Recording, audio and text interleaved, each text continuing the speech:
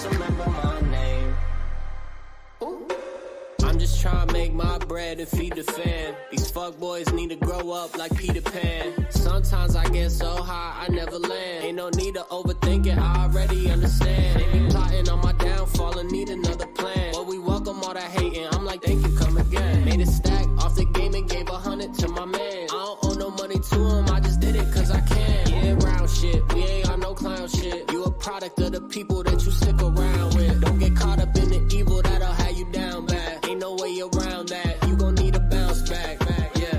Posted up with the people I came up with. Charge a couple else in the game, but I still love it. I keep it low key in order to stay above it. I make it all out of nothing, yeah. Through these ups and these downs with a guy and a dead thing change. Don't forget where that sauce came from, best remember my name. You take L's ain't once in a while, gotta charge to the game. You gotta charge it to the game. Yeah, yeah. Through these ups and these downs with a guy and a dead thing change. Don't forget where that sauce came from, best remember my name. You take L's ain't once in a while, gotta charge to the game. You gotta charge it to the game. Yeah, yeah.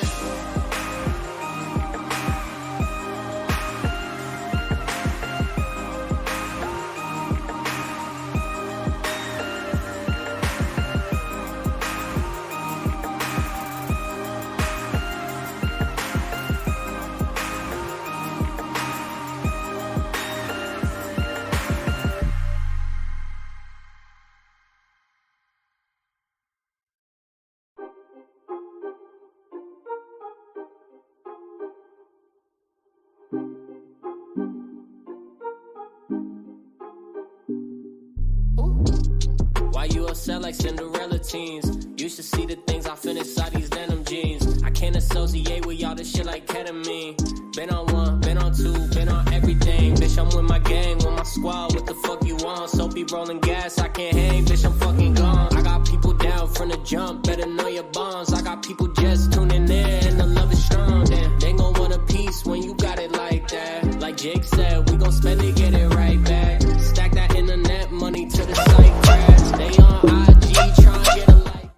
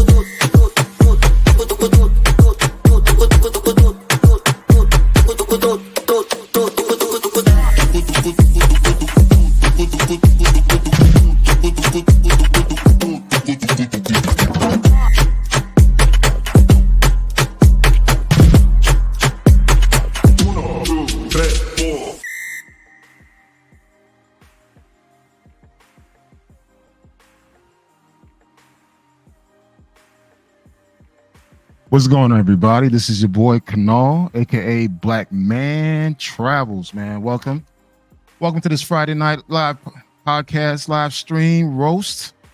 Your boy's about to get it in, man. It's like, yo, I've been waiting for this night for 4 days. I got some things to get off my chest, man. But before we do that, definitely want to play some housekeeping, guys. Listen, I'm going to open the live stream up. Is either you pro or against Passport Bros or Passport Pookies or whatever. You want to speak your truth, please. If you're going to come on the live, please do not make any personal attacks, because on my last stream, I had a gentleman felt the need to mention my son and my wife. So it's just like, be mindful of that, guys, because again, this is just a warning. Don't do that. And also, I'm going to address that issue as well. But definitely, guys, we're going to have a good time tonight, man. I want this to be a very friendly boxing match.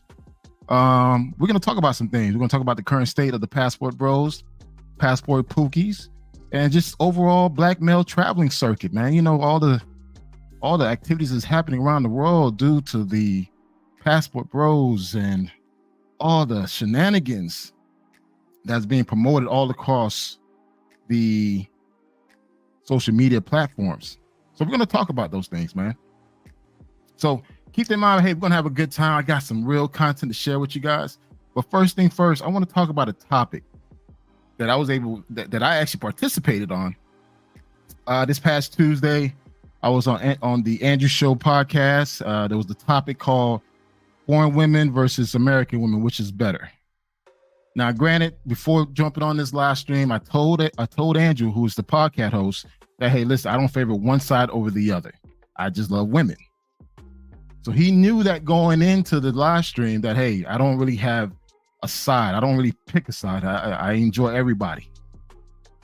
So when we start the live, of course, I'm the one that's defending American women. I'm actually giving the current state of why things are the way they are.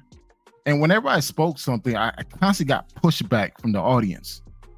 And one thing I realized during this live stream is the amount of hate or disdain that dudes have for either American women or for sisters. And I'm like, man, these are grown ass men harboring all this hate, all this bitterness, all this. Like, man, is it really that serious? Is it really that serious for you to feel that way, to the point where it's like, oh, all American women are bad? Stay away from them. Oh, you're going to get screwed over. You got to get a foreign woman. And it got to the point they called me a hypocrite. And just in case you guys don't know, I'm actually involved with a Dominican woman who is a foreigner. So the fact that I was defending American women, where I say, hey, listen, I think there are good and bad women on both sides.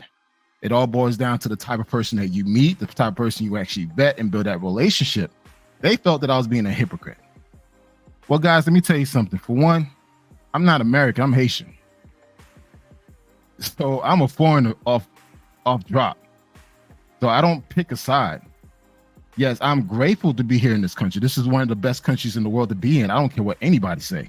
This is the only country where you could come here with nothing and make something out of yourself. There's no other country across the globe that will put you in that position. That's why you have countless of refugees, immigrants, sacrificing their lives, their children's lives, walking through the entire South America, Central America to come to the U.S. at the Texas border, because they understand the power of being in this country. I came into this country in 1978 as a foreigner. So really, I don't really have a dog in the fight. I dated all type of women. I've dated American women. I've dated foreign women. I've dated, whatever. So the fact that these guys made me feel like I had to pick a side. Like, no, you got to pick a side. There's no buts. You got to pick a side. And I'm like, why do I have to pick a side? A man with option, a man who has abundance mindset would never limit himself to one thing.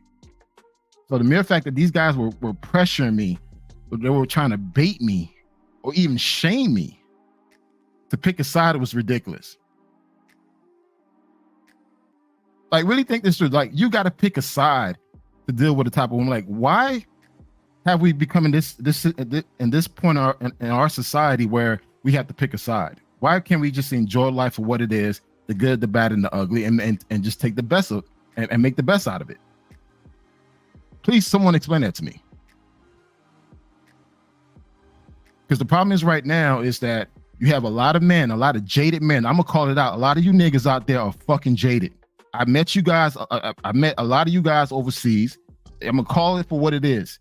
A lot of you guys are still mad overseas. I met guys in Brazil, DR, Colombia, other places still bitching about American women. Bro, you in another country around beautiful women, beautiful culture, good food, yet you're still mad. Why are you still mad? And guess what? A lot of these guys are still taking the same attitude, the same laziness, the way they done things in the States to these countries. And guess what? They doing the same exact thing. Why are we not calling that out? We're so quick to always put the blame towards the woman. When does a man take accountability? So the mere fact that I had to pick a side, because I can't have both. I can't have both sides. I just can't. It just don't make any sense. No, you cannot have both. You got to pick a side, and you're a hypocrite. You're flying a Dominican woman to other countries, and you have a child. Guys, I'm literally debating with these guys. One person in particular felt the need to come onto the live. Shout out to Mr. Pablo Escobar. He felt the need to reference my son into this argument, and my child and my wife. Understand this. I put a post. He made a reference that, I posted a picture of my son on my personal page, and I made a comical joke about it. He took it literally. See, now the thing is, where I'm from, man, whenever you get into any type of argument or any type of debate, it's between you and that person. Anytime you feel the need to reference someone's family member into that argument, that's a weak mood. That's a weak ass move. Secondly, if you try to say, hey, I could expose you based on the things you said on WhatsApp. Like, okay, guys, chat group, please talk to me right now. If you're in a WhatsApp group and you're having a conversation amongst your members within that chat group, and the guy threatened or say he's going to expose you by pulling out the messages you had in that WhatsApp group, what type of person you think he is? Please let me know in the chat group, guys. If someone in your chat group tell you, hey, I'm gonna pull the messages that you said in this chat group to expose you, that's some bitch ass shit, man. So, man, listen, this has been on my mind for the past 3 days. When I rewatched that video, man, bro, I was getting mad. And the old me. Oh, man. Look, the fact that you referenced my son when this had nothing to do with the conversation, the fact that you made a wild assumption was a clown ass move.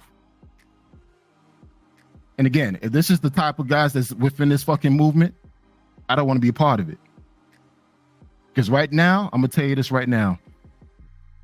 All I'm seeing, there are several brothers right now within the Passport Bro movement who are actually doing things. Shout out to BMT. Shout out to No Excuse. Shout out to the dudes that producing real content, educating the public with what's really going on. Then there's the other side of the group of the movement that's just a bunch of bitch ass dudes in the group.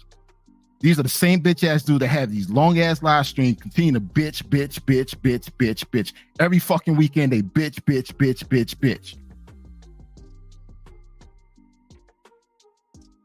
Why is that? I mean, how often can you talk about the same issue? Oh, it's the woman fault, it's the black woman fault. Oh, Me Too movement, feminism, all this extra bullshit. Dude, you're a fucking man. Why the hell are you concerned with that? If you focus on your goal, you focus on your purpose, that shit will not affect you. Now, granted, things can happen. You may pick the wrong person within a relationship, hence where you may have a bad relationship. Hey, things happen. But to continue to dwell on it for years, you guys still talking about it? First, it was the manosphere, the red pill movement, MGTOW. Then it became to manosphere. Then it became Passport Bros. But guess what? The same talking points that started in the MGTOW went into the manosphere and now it's into traveling. The whole point of traveling is to escape. It's to create a whole new experience, not to bring the same baggage and bullshit that you've done in the States with you. And a lot of you guys continue to do that. So, hey, going back to that fact, I had to pick a side. So the side they say I got to pick is either you got to pick an American or you pick a foreigner. Guess what, guys? I'm Haitian. I picked both sides. My ex was American. She was from Mississippi, a great mother to my two sons. Now I have another one who was a great mother to my new son. So guess what, guys? I got the best of both worlds. I'm not going to limit myself based on what you guys think is, hey, you got to pick one side because you travel overseas. Yeah, I've been traveling overseas for 25 plus fucking years. I've been traveling more than half of you Passport Bros out there, and that's a fact. And let's not talk about the receipts that I have. If you haven't checked out my website, make sure to check out www.blackmantravels.com. Trust me, it has everything you want to know about my travel experience that I've been doing for the past years, from photography, videos, and blogs. So guys, I think I'm more of a Passport Bro than majority of you guys are, because you got a lot of content creators out there that talk a lot of shit with no receipts. And I'm from the old school. Old school will tell you, hey, where are your receipts? If you don't have receipts, it never happened. You got all these guys, such as International Passport, constantly talking about traveling, but never show any goddamn receipts. You got first class passport, what all this bullshit. Where are your receipts?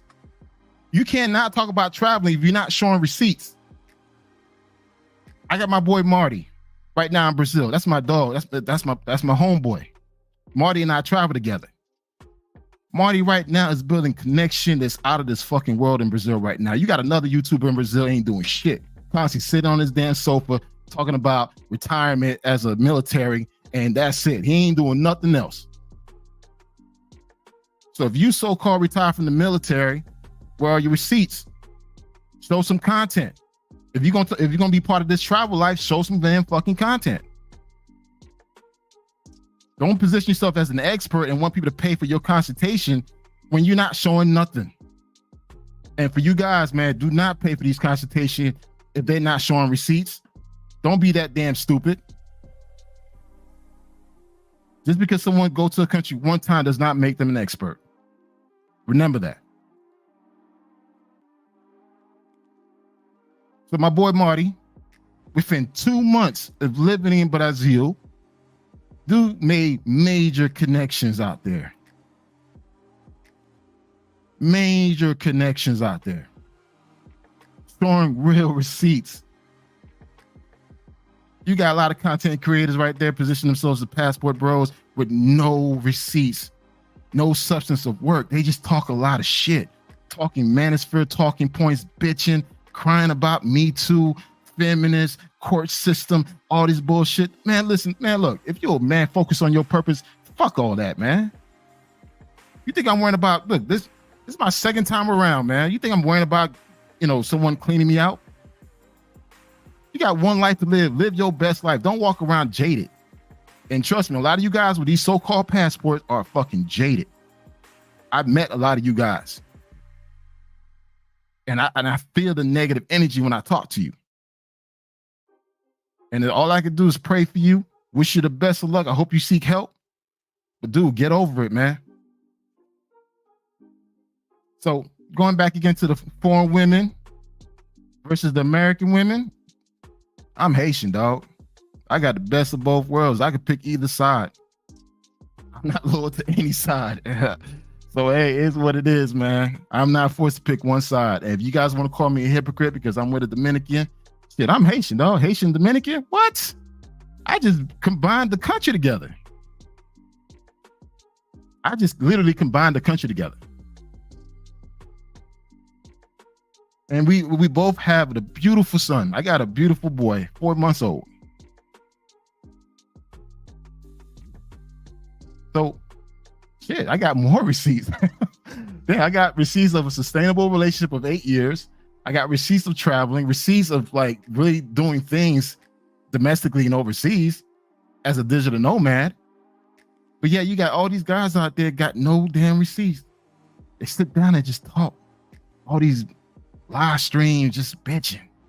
Oh, can't trust them. Oh, you got to keep your foot on their neck. Oh, man, you got to go find your foreign woman. A lot of you guys going overseas getting played. They're not talking about that.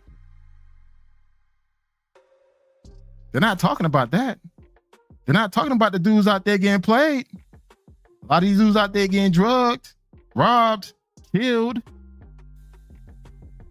Shit. There was a damn travel advisory in Colombia that 8 American tourists have been killed. Were they passport bros? We don't know. Were they passport pookies? We don't know. And that's the thing. You got these content creators out there not really advising and warning these guys how to move in these countries. Shout out to Razor Ray. He's one of the dudes out there that constantly push guys to be careful while overseas. Man, look, I know you guys looking for love. You're looking for attention. You're looking for that exoticness. Again, I get that. Hey, I experienced it. But be smart. Don't be thirsty. Don't leave with your dick in your hand. Because the thing is, they're not telling you what's happening right now in Colombia. They're not telling you what's happening right now in DR and Costa Rica and Brazil and in Thailand. They try to paint Thailand as this holy land.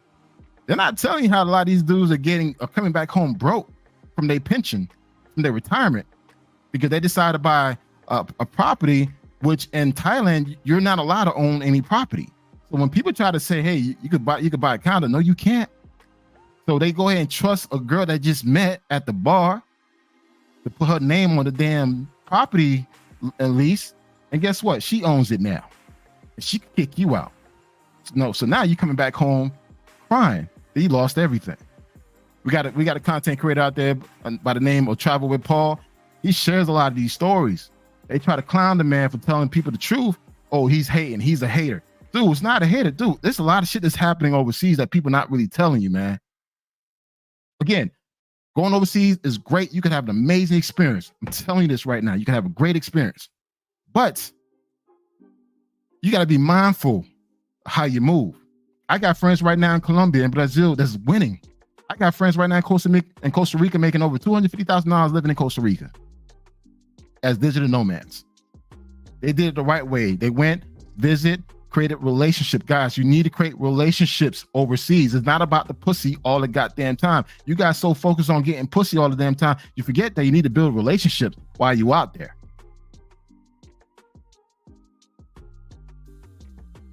So, hey, listen, man, look, we got 37 people on this live stream, man. Can you guys like the video? Listen, I'm not asking for any money, any cash app, whatever. Just can you like the video, man? I'm about to go in. I'm just starting. And the only reason why I didn't show my face because I'm sweating. We're going to church today. We're going to church today, man. Because like I said, that shit bro, I was heated. I was like, this dude, just go ahead and call out my kid, man. You're like, you know what? But I got other stuff to talk about. Now, the title of the thumbnail is Black Man Travel a Passport Bro Hater. I've been called a hater. And I'm like, let me show you guys something, man. Fuck that, man. You know, I got to flex on some of you dudes, man. You guys, you know what? I'm gonna open the panel up real soon. I gotta get this shit off my chest, man. This shit been on me. I gotta get this shit going. So, guys, if I'm a hater, I have my own website. I have my own followings. I create my own content. I've been more places than most guys. I travel better than most guys. I'm not trying to be arrogant. And the reason what sets me apart from any other person, for one, my connections, building a relationship with other well-rounded travelers, and two, information. A lot of you guys are fucking lazy. A lot of you guys think that you could just show up to a country and think that everything's going to fall in your lap. It doesn't work that way. In order for you to have the trip you want to have, you got to put the time and effort and planning into that trip. So for me to be a hater, you got to have something for me to hate. And there's no one right now besides Passport Heavy for me to hate on. There's no one.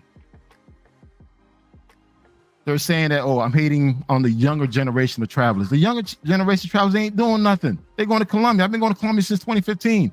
They're going to DR. I've been doing that since 2014. They're going to Brazil. I've been doing that for a long time. So what's there for me to hate? If anything, guys, I'm just providing constructive criticism. And that's the problem with the Black community, man. You guys, like within the Black community, you cannot freaking talk and really educate them like, hey, this is how you need to do things. And when you do want to check someone, hey, you can't do that. Like, what happened to the old days when the OGs set us aside and talk to us? That's what the OGs taught me when I started traveling. They set me aside, hey, come on, this is what you need to do. When I did something wrong, they checked me on it. But now you got this new generation of travelers like, yo, they know it all. So guess what? They're going to go to Colombia, get drugged, robbed, and killed. Or they're going to go to Thailand, get scammed. Go to DR and get scammed. Or worse off, shit, they're going to travel overseas with no damn travel insurance. Yes, they go overseas, travel with no travel insurance. They get sick, and guess what? They can't leave the hospital because they got a medical bill of $10,000 that they need to pay. And trust me, due to the fact that you're a foreigner, they will take advantage of you in these hospitals.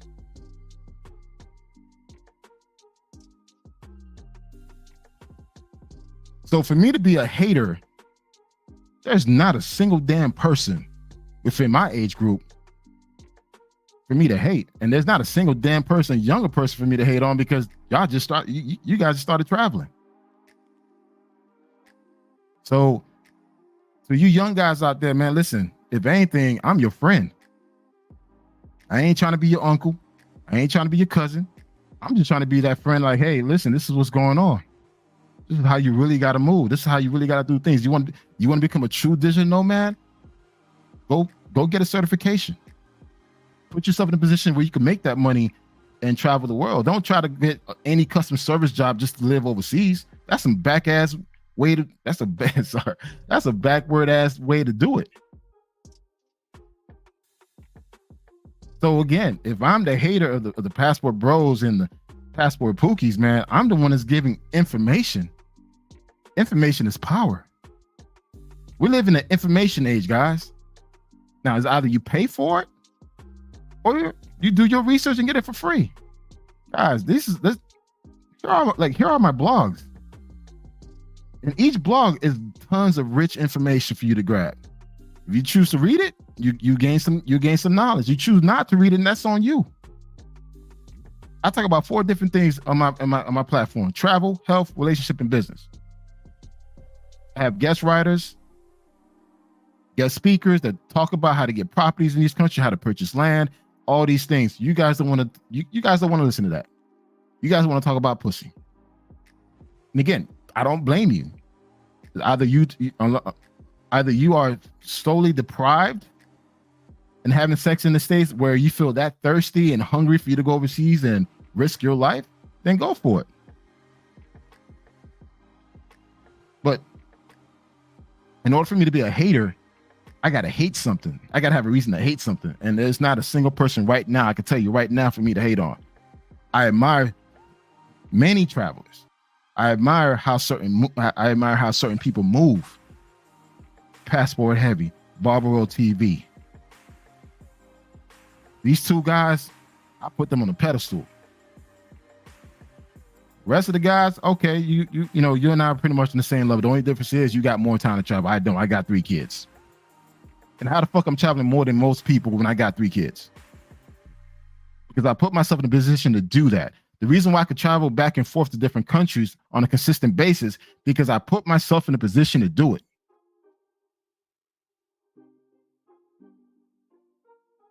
So to answer that hater's question, not a single damn person right now for me to hate on at all. At all. Now, Pablo,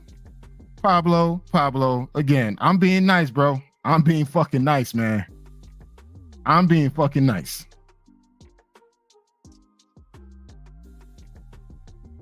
The thing about, you got these old heads, man. These old heads that are fanboys of young travelers. Like, nigga, you 50-something years old. Why the fuck you admire a 23-year-old? That's some pathetic ass shit right there, right? You in your damn 50s about to retire. And you a fanboy to a damn 23-year-old. What kind of fuck shit is that? It's like me being a fanboy to my damn son. My son is 20.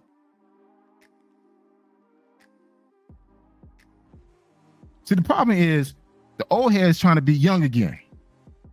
You trying to be young, you trying to be fly, show, hey guys, hey, yeah, I could do it overseas. Dude, you taking a picture with a chick eating at a restaurant is not a flex, man. It's not a flex. You old heads need to go ahead and sit down with these younger travelers and school them. But no, you want to be their peers. You want to hang out with them. And that's the thing, is like, for me, my crew, we're around the same age. We're around the same income bracket. We learn from each other. We check each other. We're about to go to Mexico City for my 46th birthday, and we're about to turn the fuck up. I'm going to Mexico City to turn the fuck up on my 46th birthday in April. We going there deep.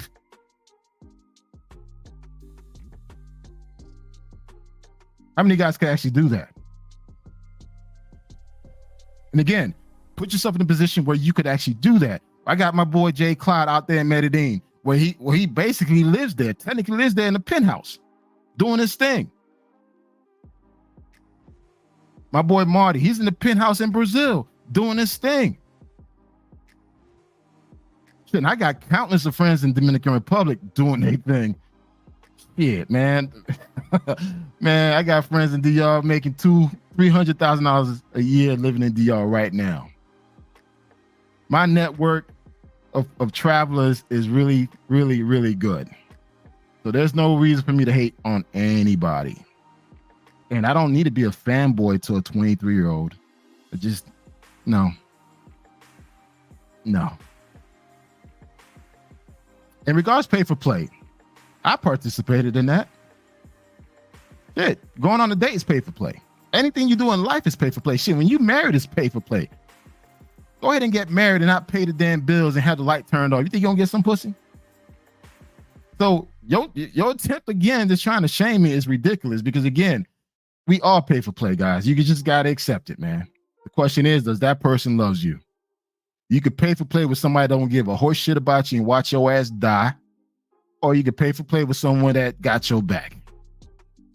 Life is about transactions, man, and building relationship. It is what it is, man. So if that was your attempt to try to shame me, Yeah, I paid for play. Ain't no shame in that.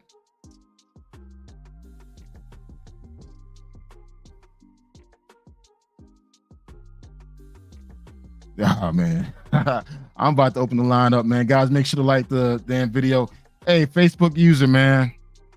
I'm not belittling anybody, bro. Some people been talking a lot of shit behind my back and shit's coming back to me. So this is my time to put their ass on Front Street. That's all I want to do, man. So give me my little time to do my thing, man. I ain't belittling anybody. If anything, guys, I've helped so many brothers in this travel space. I've helped so many guys get digital nomad jobs. I helped guys in a situation when they went dead broke. I had to send them some monies for them to come back home. I've been in this space for over 12 years, strong. I've been doing this shit for a long time. So for me to say I'm belittling, man, bro, listen, it is what it is, man. Sometimes you got to flex on these dudes, man. Let them know, hey, where you are and where you stand. The last thing I'm gonna have some little bitch ass dude talk shit. And trust me, we can meet up face to face and I'll tell you the shit in your face too. Again, I would love to show my face, guys, but I'm sweating like a mad dog right now. Nah, Adrian, hey, bro, I'm not down, man. Hey, I'm not down, man. I'm good. I'm good, guys. I was so excited today. I left work, man. Went to the gym, did squats. Man, I was doing some damn leg workouts, man. My legs is pumping. Man, I was like, man, I'm feeling good. I got my little damn port wine, my Taylor port wine with me. Shit, I'm good, bro. I'm good, man. I'm about to go in. I'm about to invite some guests in. They about to go in too. I think this needs to be said. I want to address the elephant in the room. The whole Pooky behavior thing. I don't know how within a matter of 3 to 4 years can a group of travelers ruin a country destination or the perception of a country, guys. As you guys know, Colombia is going through a situation right now where a lot of tourists are being killed. And with that being said, it was caused because the passport Pookies did it. They helped initiate the entire thing, man. All these so-called clout chasers, content creators that were so thirsty of getting women on cameras, like in these places, made the situation worse. Guys, when I was going to Colombia in 2015, I was the only black dude on the damn plane going to Medellin. Now there's a bunch of brothers on the plane, which is nothing wrong, guys. I'm not hating, but it's just like the attention, the shift, what happened in Colombia is mainly due to all the social media and the passport Pookies going there acting like fools. And now you guys are target. Now you guys are going on Tinder. They already know what you're looking for. The perception is when gringos come to the U.S., when it comes to Colombia, they know what you're looking for. There are now posters all along the city of Medellin saying that they don't want gringos here. How within a matter of 4 years you guys could change everything? Let me show you guys something, man. This is the clock tower. Yo, my niggas, this is the clock tower. What it is right now is that it stinks, nigga. It smells like sewage. Clock tower, done. Finito, nigga. Nobody in here. They got a couple of joints open over there on the other side, but we at the ATM, nigga, getting that Skrilla. But it's finito, nigga. Nobody's in here. Shit is barricaded.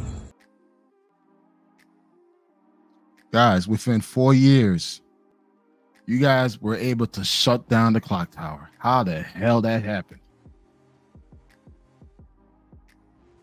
The new mayor of Cartagena decided, you know what, due to the high prostitution and all the drugs, trafficking, and everything that's happening, they decided to shut it down. Within 4 years. You guys should be ashamed. You guys should be ashamed. How the fuck you go to another country and fuck that shit up? You did that shit in Medellin, Paquilleras, because you guys are getting drugged and robbed and killed like every other month. Now you guys shut down damn Cartagena.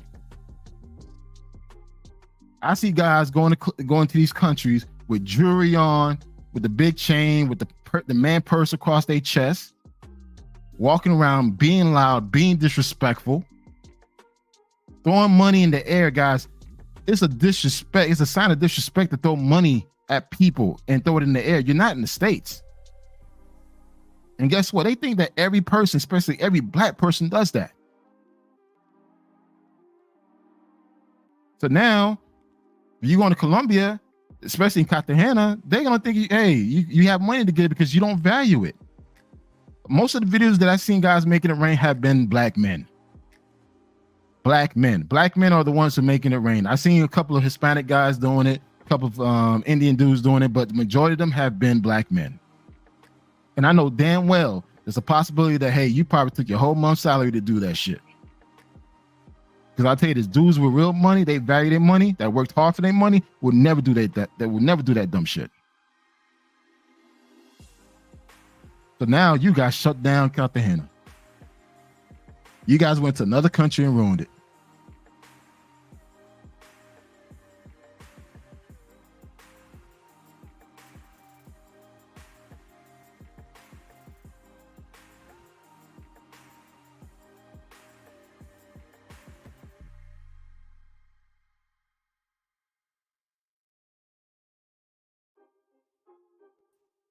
Hello? You guys hear me? Let me know you guys are loud and clear. Put a one in the you guys can hear me loud and clear, because again, I just lost connection. I want to make sure you guys can hear me.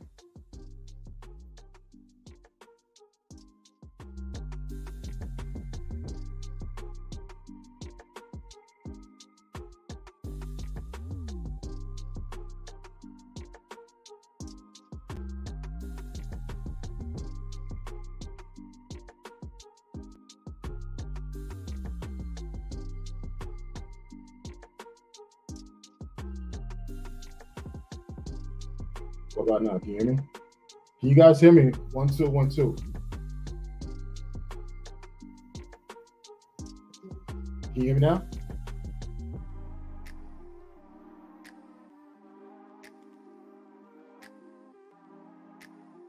All right, cool. You guys can hear me. Hey, sorry about that, guys. I'm losing connection for some reason.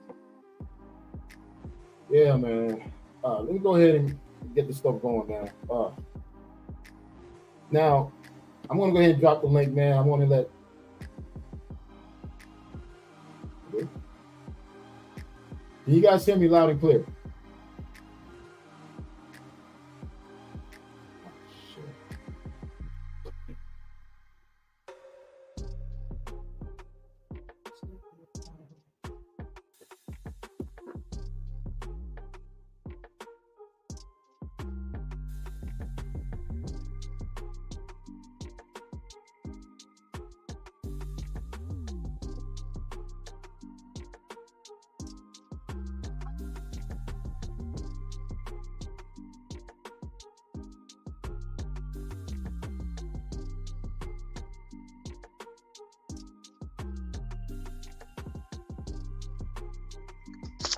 Hey guys, can you guys hear me?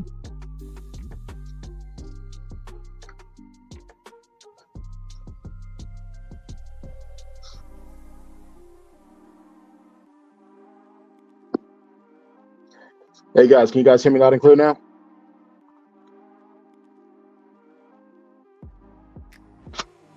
Hey, player with a passport, can you hear me better? All right, cool. I'm using my phone, guys. For some reason my Wi-Fi is acting up, so I'm gonna use my phone. I'm gonna go ahead and drop the link, guys, man. Have this conversation. You guys want to chime in? Chime in. I got some topics I want to talk about. Yeah, all right, cool. You guys can hear me, man. Sorry about that, guys. I experienced a little technical difficulties, man. Worst time to feel it, because I'm feeling good right now. I'm going to go ahead and drop the link. 1 second.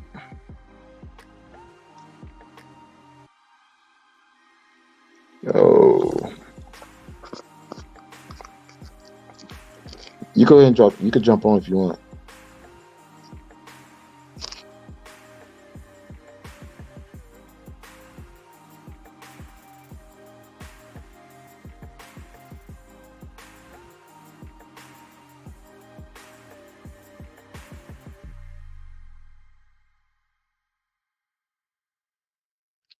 All right, fellas, I'm back on. I just dropped the link, guys. If you guys want to jump into the conversation, you're more than happy to do that. Um, so going back to the roasting again, one thing I want to say is, again, I want to acknowledge some of the passport bros who are making things happen. I want to take the time to acknowledge BMT of Black Man Travels. He's definitely been doing his thing. I've been enjoying his content as of lately. Definitely, he's one of the person that, hey, I would love to actually do a live stream with. BMT, if you actually listening, hey, let's do a live stream, man. Let's get the people what they want. They definitely want to. Ray, hey, BMT, let's definitely do a live stream together, man. I have nothing against you. One thing I make it clear whenever someone refers me to BMT, I'm quickly to correct them because, again, this is the brand that you created, BMT, and the last thing I want to do as a marketer, as a brand strategist, as a content creator, is take that credit from you. So, hey, if you ever listen, if you get the word out there, BMT, man, I would love to do a live stream with you. You can ask me any questions. We could talk about the state of the Passport Bros, my issues with it, and so forth. Let's definitely have that conversation. There are a few others, guys. No Excuse out there is another one. You know, you keep creating good content. Again, guys, there's some good content creators within the Passport Bros who are teaching guys how to maneuver. But let's make sure to give them credit. These other dudes, they ain't showing no receipt, but just talk a lot of shit about, American women this, American women that, and putting the blame figure. Hey, let's not do that, man. Because the thing is, whenever dudes got nothing to talk about except women, they're pathetic. Can't continue to have a bunch of live streams talking about the same shit every single day. It is what it is. You gotta get to the point in your life. You gotta move forward, man. And again, if you don't move forward, you continue to stay in the past. Hey, I can't judge you, man. It is what it is. Well, I can judge you. It's just like, hey, you just need to get over yourself and understand that, hey, you can't have your life revolves around a woman that, or a past issue that you experienced. So with that being said, man, I want to talk about another topic. Now, there's a thing about, you got a bunch of dudes telling guys that, don't bring their wives back to the States. And these are the guys that never, ever, ever experienced a relationship overseas. You got guys giving guys relationship advice that never been overseas or never had a relationship. There's a difference between you being with a pro as a relationship versus you actually creating a real relationship with a local. A lot of guys don't do that. And the ones who are doing that, they keep it to themselves because, again, they don't want to be, dealing with the fuck shit. A lot of you guys bring that drama with you, thinking that the same antics that you play in the States, you do it overseas. Now, granted, you can find a good woman overseas. You can. But it's not going to be as easy as just a point and shoot. You really got to apply yourself. You got to learn the culture, learn the language, really ingrain yourself into everything in that country. You can't expect to meet a girl one weekend and come back 6 months later and expect her to be loyal to you. So always keep that in mind. Look, my relationship, man, we've known each other for 8 years. This has been a growing thing, and it's just like it doesn't come easy. Of course, you're gonna have your ups, you're gonna have your downs, but in order for you to have any type of relationship, it's gonna take work. This whole thing that, hey, you're gonna go overseas and find this submissive woman, it's bullshit, man. It's bullshit. Most women overseas want to do something with themselves, man. Most women want to have careers. A lot of them do envy the American way of life, having the freedom and the option to do the things they want to do. But the thing is, you got to take the time to really cultivate yourself into that country and really build a relationship, really network, talk, move away from the tourist areas, go where the locals go. Depending on what circles you want to be in, you want to put yourself in that environment.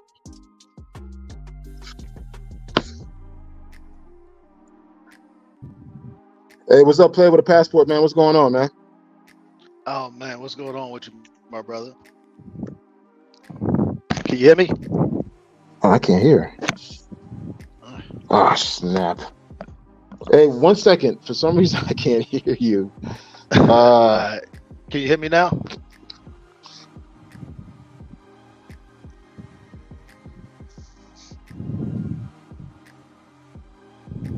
Hello?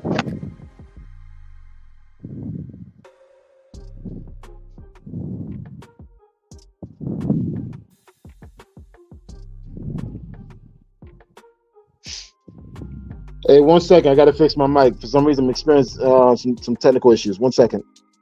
All right.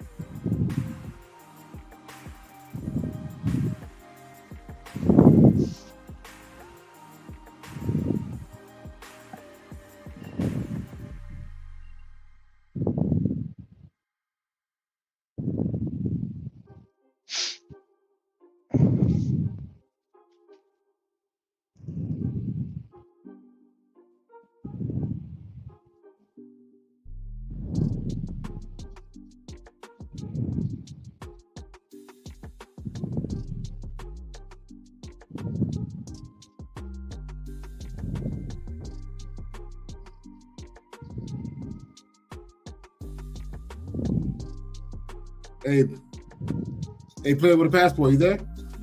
Yeah, I'm here. Can you hear me? Oh man, bro, I don't know why I'm experiencing all these technical issues, man. It's all good. It happens, you know. Man. Hey, so what's your thought on the topic, man? I've been following you for quite some time, man. So what's your take on it?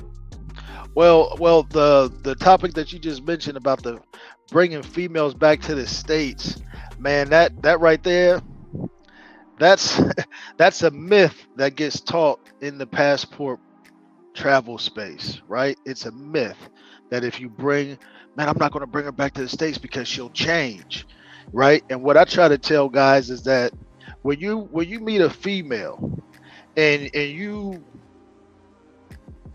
start to peel back those layers of that female, and you can see that she has the principles, the morals, the values, the devotion, the character, the integrity.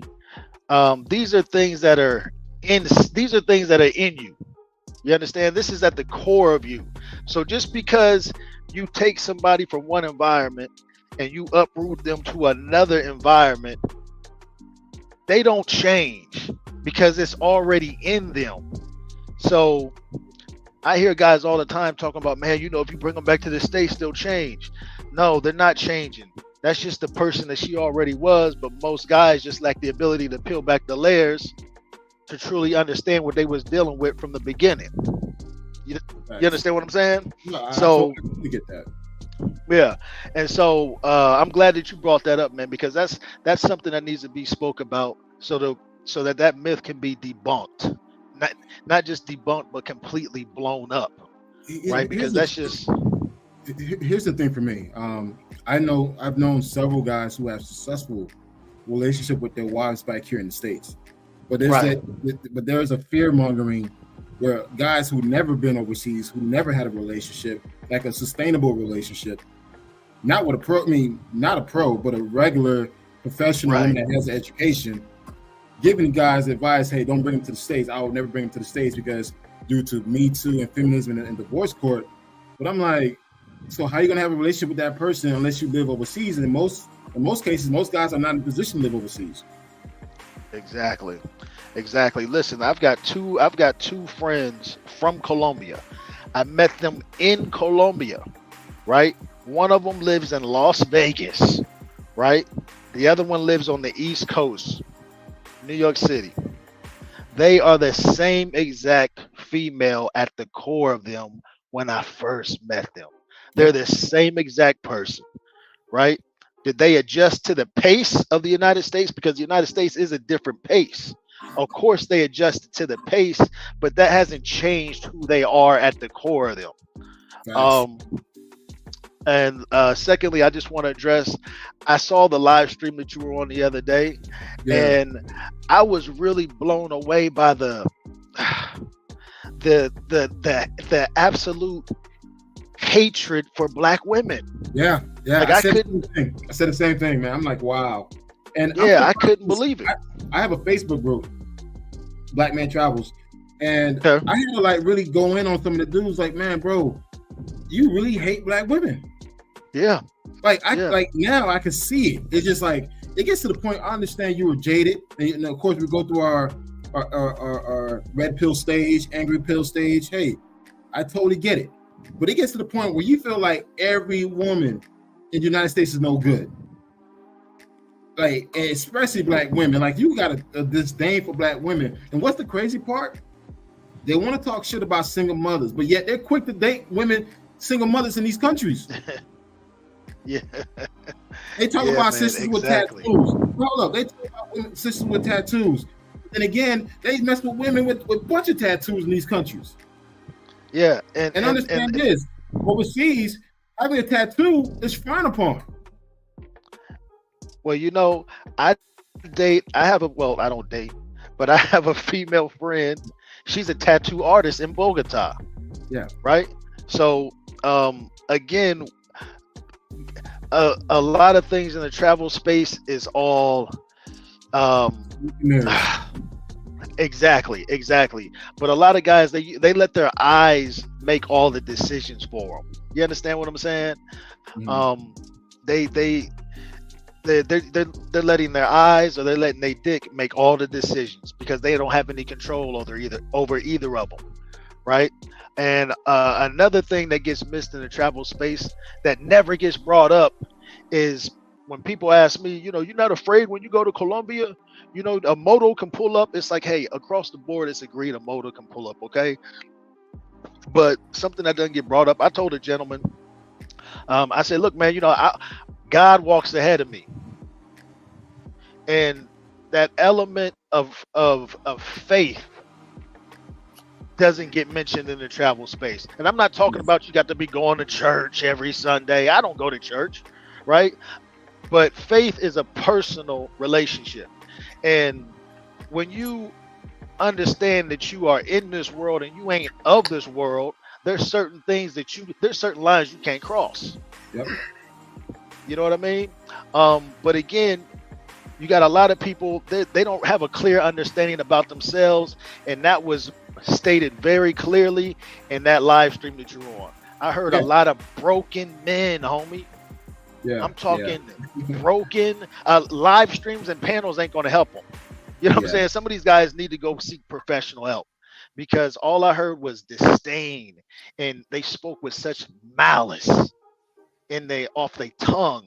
And I'm just like, I said, man, this is the dude talking about, well, you know, the average traveler, if they would have dropped the link, I would have got on there and burned him, because he really doesn't understand the average traveler, because the average traveler don't give a damn about anything else except does she look good? Is she a freak in bed? That's the average traveler. Thank you. Everybody ain't. You interviewed all of them? Wait, hold up, Carlos. Before, trust me, we're gonna make time for you, Carlos. I'm gonna make time for you personally.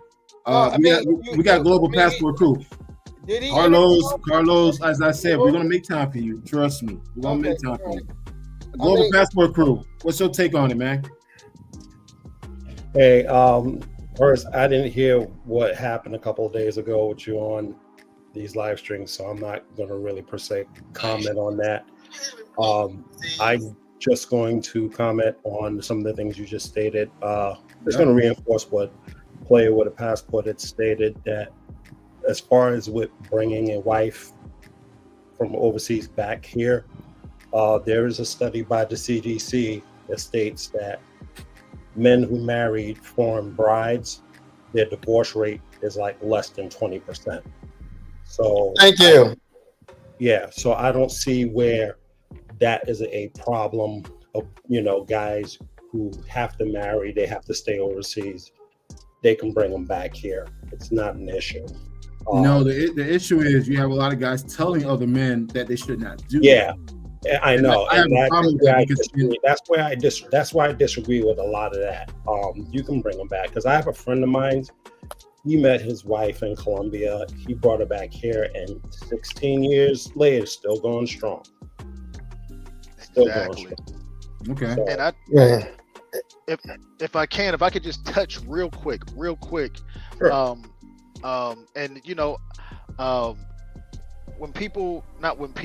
But certain people, they mention divorce percentages in the United States. What we got to take into account is that, okay, well, overseas, they don't have such a high divorce rate because they don't get married, right? But we don't know what's going on in that household, right? There may be physical abuse or mental abuse going on in that household, but she's choosing to stay. Yep. There may be cheating going on in that household, but she or he is choosing to stay. There may be child abuse going on in that household, but he or she is choosing to stay. So I think that when people bring up the statistics of people not getting divorced overseas, I would just like to see some people comb through those statistics with a fine-tooth comb to really get to the nitty-gritty. Can I chime in on that? Sure, go ahead. Yeah, one of the things that they don't want to talk about as well, especially across Latin America, the high femicide rate that's been going on across Latin America. How a lot of husbands are killing off their wives. So the divorce rate is going to be low because they're killing them off. Right. So the thing is, like, before we start comparing countries' divorce rate, you got to understand what's the dynamics and variables that's affecting that country. Most people in Latin America don't really get married. Exactly. So they're gonna have a low divorce rate because most of them can't get married because getting married is considered as a luxury in most places. Right. And you're talking about well, we're talking about people who are already married, not the people who can't get married. No, there are people in Latin America and other countries don't get married at all. We're talking about the people who are already married, not the people who can't get married. That was relevant. But go ahead. No, the conversation was actually talking about divorce rates and how the divorce rate overseas isn't as massive as it is in the United States. My point is that I'm not finished. I'm not finished, sir. Person that's married can get I'm divorced. not finished, sir. I'm not finished. Okay. The point is that just because the divorce rate may not be high doesn't mean that the marriage is a happy marriage. That was the point I was making. Okay. Yeah. All right. So, did you interview these couples? They're unhappy. Did you interview all of them? Oh, come on, What man. are you talking about, Carlos? Like, get the fuck on with this bullshit tonight. Ma'am, I'm not talking to you. Okay. All right. Well, I'm listening. Mr. Okay? Carlos, you're missing the bigger picture. And also I already addressed. Excuse me. I'm not finished. I already addressed that in my commentary when I said when people speak on statistics, I would like to see them comb through it more with a fine-tooth comb to get to the nitty-gritty of the relationships. I agree. He doesn't listen very well. So what you're bringing up has already been addressed. Ma'am, I'm not talking to you. Yeah, but I am talking to you. Well, I don't. Never mind. Go ahead. Hey. Yeah, at my point. Hey, Global with a Passport crew. You have anything else you want to say? It's the reason why you. I just wanted to kind of swing off that topic and just agree with you on a few other things that you had previously mentioned about. Yeah, go for it. Having travel insurance and learning the language and things like that when you're traveling. Those are very important because I preach that on my channel. Carlos even heard me talk about those things as well. These are very important when you're going overseas, because this is you trying to blend into that culture. When you're not doing that, that just shows that you're wanting to be part of that culture. I lived overseas. I lived in Israel for 3 years when I went to school. And, trying to learn both Hebrew and Arabic, it's kind of a challenge, but it just showed that, you're making an effort to kind of blend into the culture, Sometimes let me ask you this, Global. Let me ask you a question. Yeah. I know exactly who you are. So, so you definitely got credentials. So, respect to you. Thank you. Why does the passport bros or any guys don't really talk about the real things that guys need to know, like travel insurance and understand and learn the language? Why that's not being discussed within these platforms? It seems like women is the primary focus. Well, I think the reason is I wasn't talking to you. I'm talking to Global. Well, you have to look at, are these actually passport bros? Because my definition of a passport bro is someone who's out there looking for a romantic relationship, i.e. for long-term or getting married. If you're talking about someone who's doing a hookup, that's not a passport bro. Right, that's a passport Pooky. But in regards to like teaching guys the importance of getting travel insurance and the importance of learning language and taking their time, because really it seems like what's being promoted more is just the quick fix. And again, there's nothing wrong with that. I mean, I've done it myself. But can I respond to that question, please? Go for it, Carlos. Okay, I think the reason why people are not talking about the more important things is because the men are too busy defending their lifestyle choice. Because people are constantly attacking them, accusing them of being sex tourists falsely. No one's not attacking them. Come on, man. Come on, Carlos. No one's doing that. Never mind. No, never mind. I'm not even going to say anything else. No, they're not. Okay, let me say this. Okay, you gotta be honest, brother. I have a platform, Black Man Travels. I promote my website on my LinkedIn page. When I talk to people, they know about what I do. I don't get attacked. I don't get shamed. Well, we're not talking about you. I'm talking about other people. Who's getting attacked? Who's getting attacked? Who's being shamed? People who are actually Black Man Travels. Hold on. Being attacked all the time for their myself and Black Man Travels. Myself and Black Man Travels have had several live streams when it comes to insurance, travel insurance, repatriation insurance, to make sure you can get your body back to America if something happens to you, you die.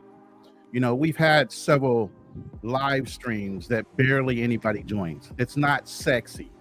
It's grown man conversation. It's responsible conversation. And unfortunately, people don't want to tune into that. If it ain't got right and everything else, they're not going to tune into it, unfortunately. That's another problem. We have tried to educate the masses, and I will continue on my channel to do that.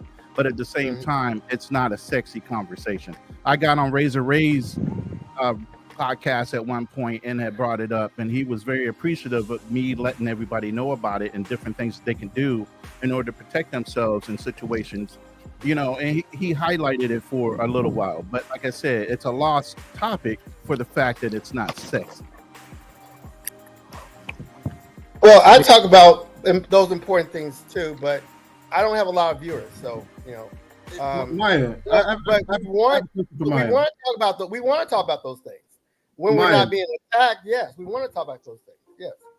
Maya, I have a question for you. I want to piggyback what Carlos said. He says that passport bros are being attacked by women or shaming them. Is that true? I didn't say that. I didn't say that. Okay. What did you say? You said you're being attacked and shamed. We've been attacked in general. In general, okay. So Maya being a black woman, a black American woman, is that the case? You always making this about black American women. It's not really about black American women. No. She is a black American woman though. That's the point. No. I'm talking about this is not about black American. No, but again, let me finish the question off. Maya, as a black American woman, do sisters care about guys leaving the country and searching for wives overseas? No, we're not that concerned. But he did say that people are being personally attacked for their travel lifestyle. I heard that clearly. Mm-hmm. Okay. Well, I know I heard it clearly on TikTok. I heard it clearly on YouTube. I heard it clearly on Instagram. I heard it clearly on a lot of places. They don't say nothing to your face. I know that much. So maybe that's what you're talking about. They don't say it to your face. Carlos, social media, but social media is not a real place to be attacked. Attacked is someone telling you in your face that, hey, I don't want you to go overseas because you're. Didn't I just say that? They don't say it to your face. So then you're not being attacked. Oh, it has to be to your face. Oh, okay. That's what it's supposed to be. Oh, that's the definition. It has to be to your face. Okay, I mean, Carlos. Okay, Carlos, and go with passport. Why would you concern yourself what goes on social media if you kind of living your best life? No, I don't. You know what? You know how I feel about that? I don't want to see young men discouraged from traveling. I don't want to see that because the passport solves a lot of problems. It solves a lot of problems. Okay. What problem does it solve? What problem does it solve? I'm just curious. The toxic dating culture. You haven't heard about that? What else? I'm just curious. What else? That's the main reason, toxic dating culture. So the passport solves dating issues. The toxic dating culture, yes. Okay, passport. I'll play with a passport. Do you agree or disagree?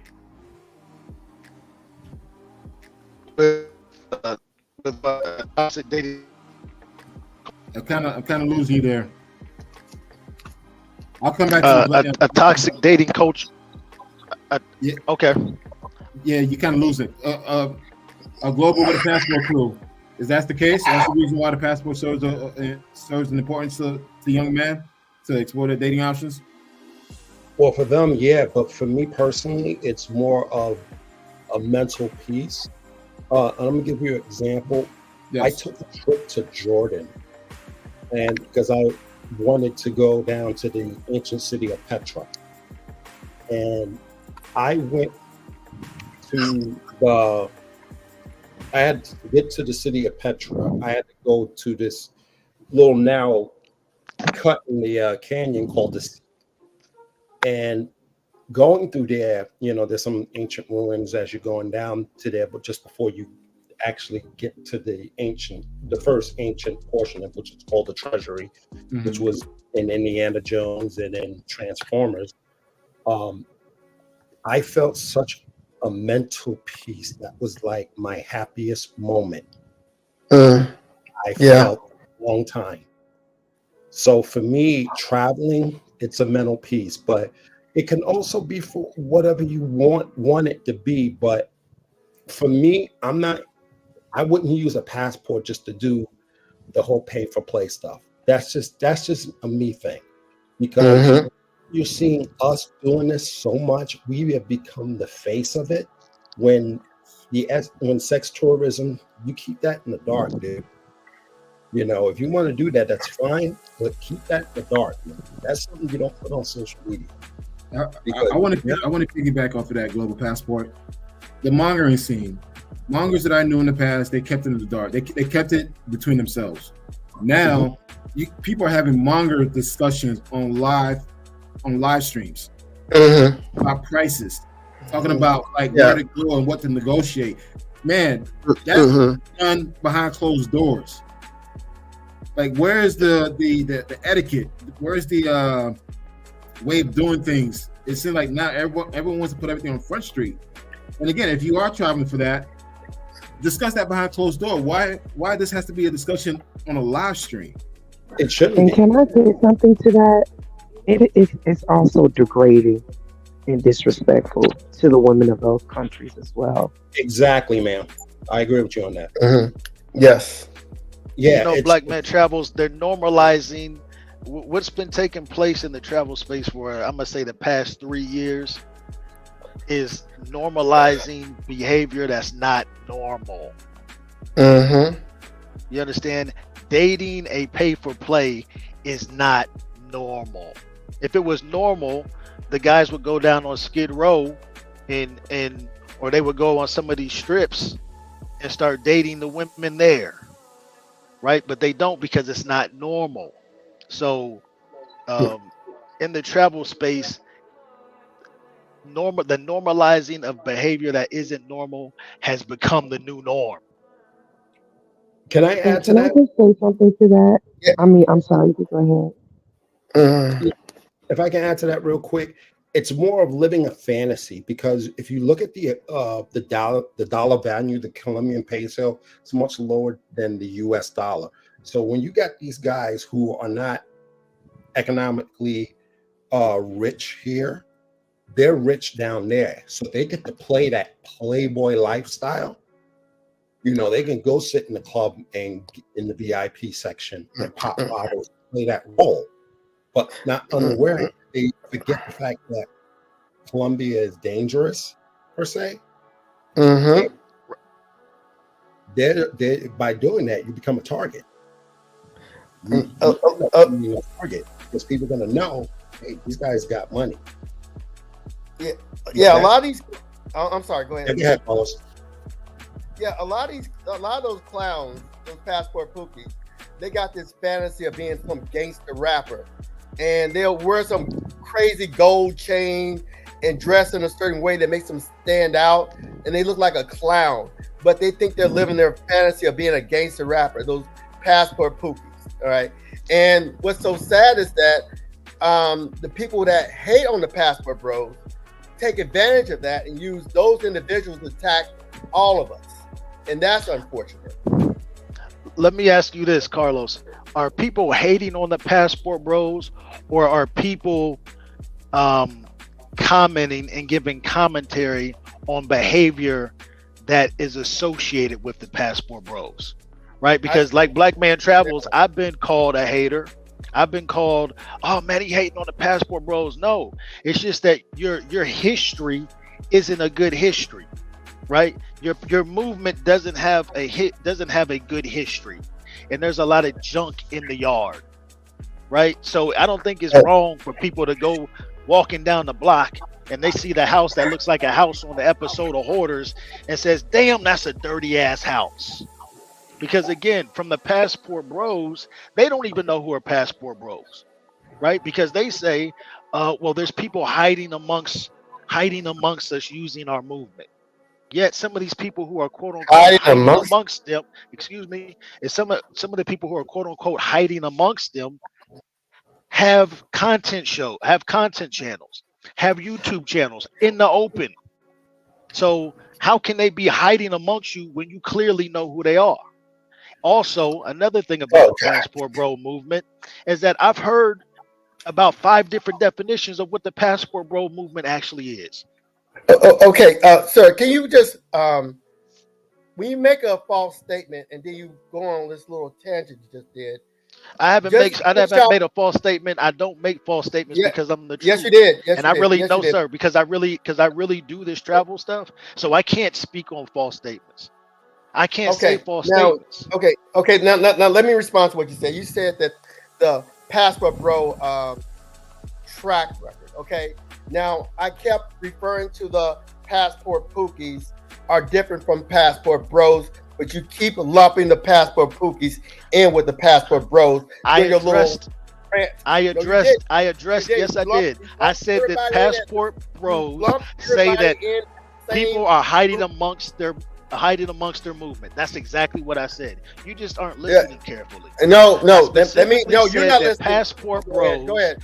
Have said that people are hiding amongst their movement who aren't actually passport bros. Yeah.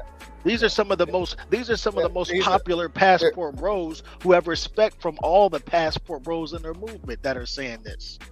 Okay, can I respond, please? Now you have mongers that are identifying as passport bros. Then you have people. So whose fault is that if I say that this person is a passport bro? Are you gonna let me finish? I mean, you talk for a while, and you make all these statements that are not really true, and then I have to think about everything you just said, half of which is not even true.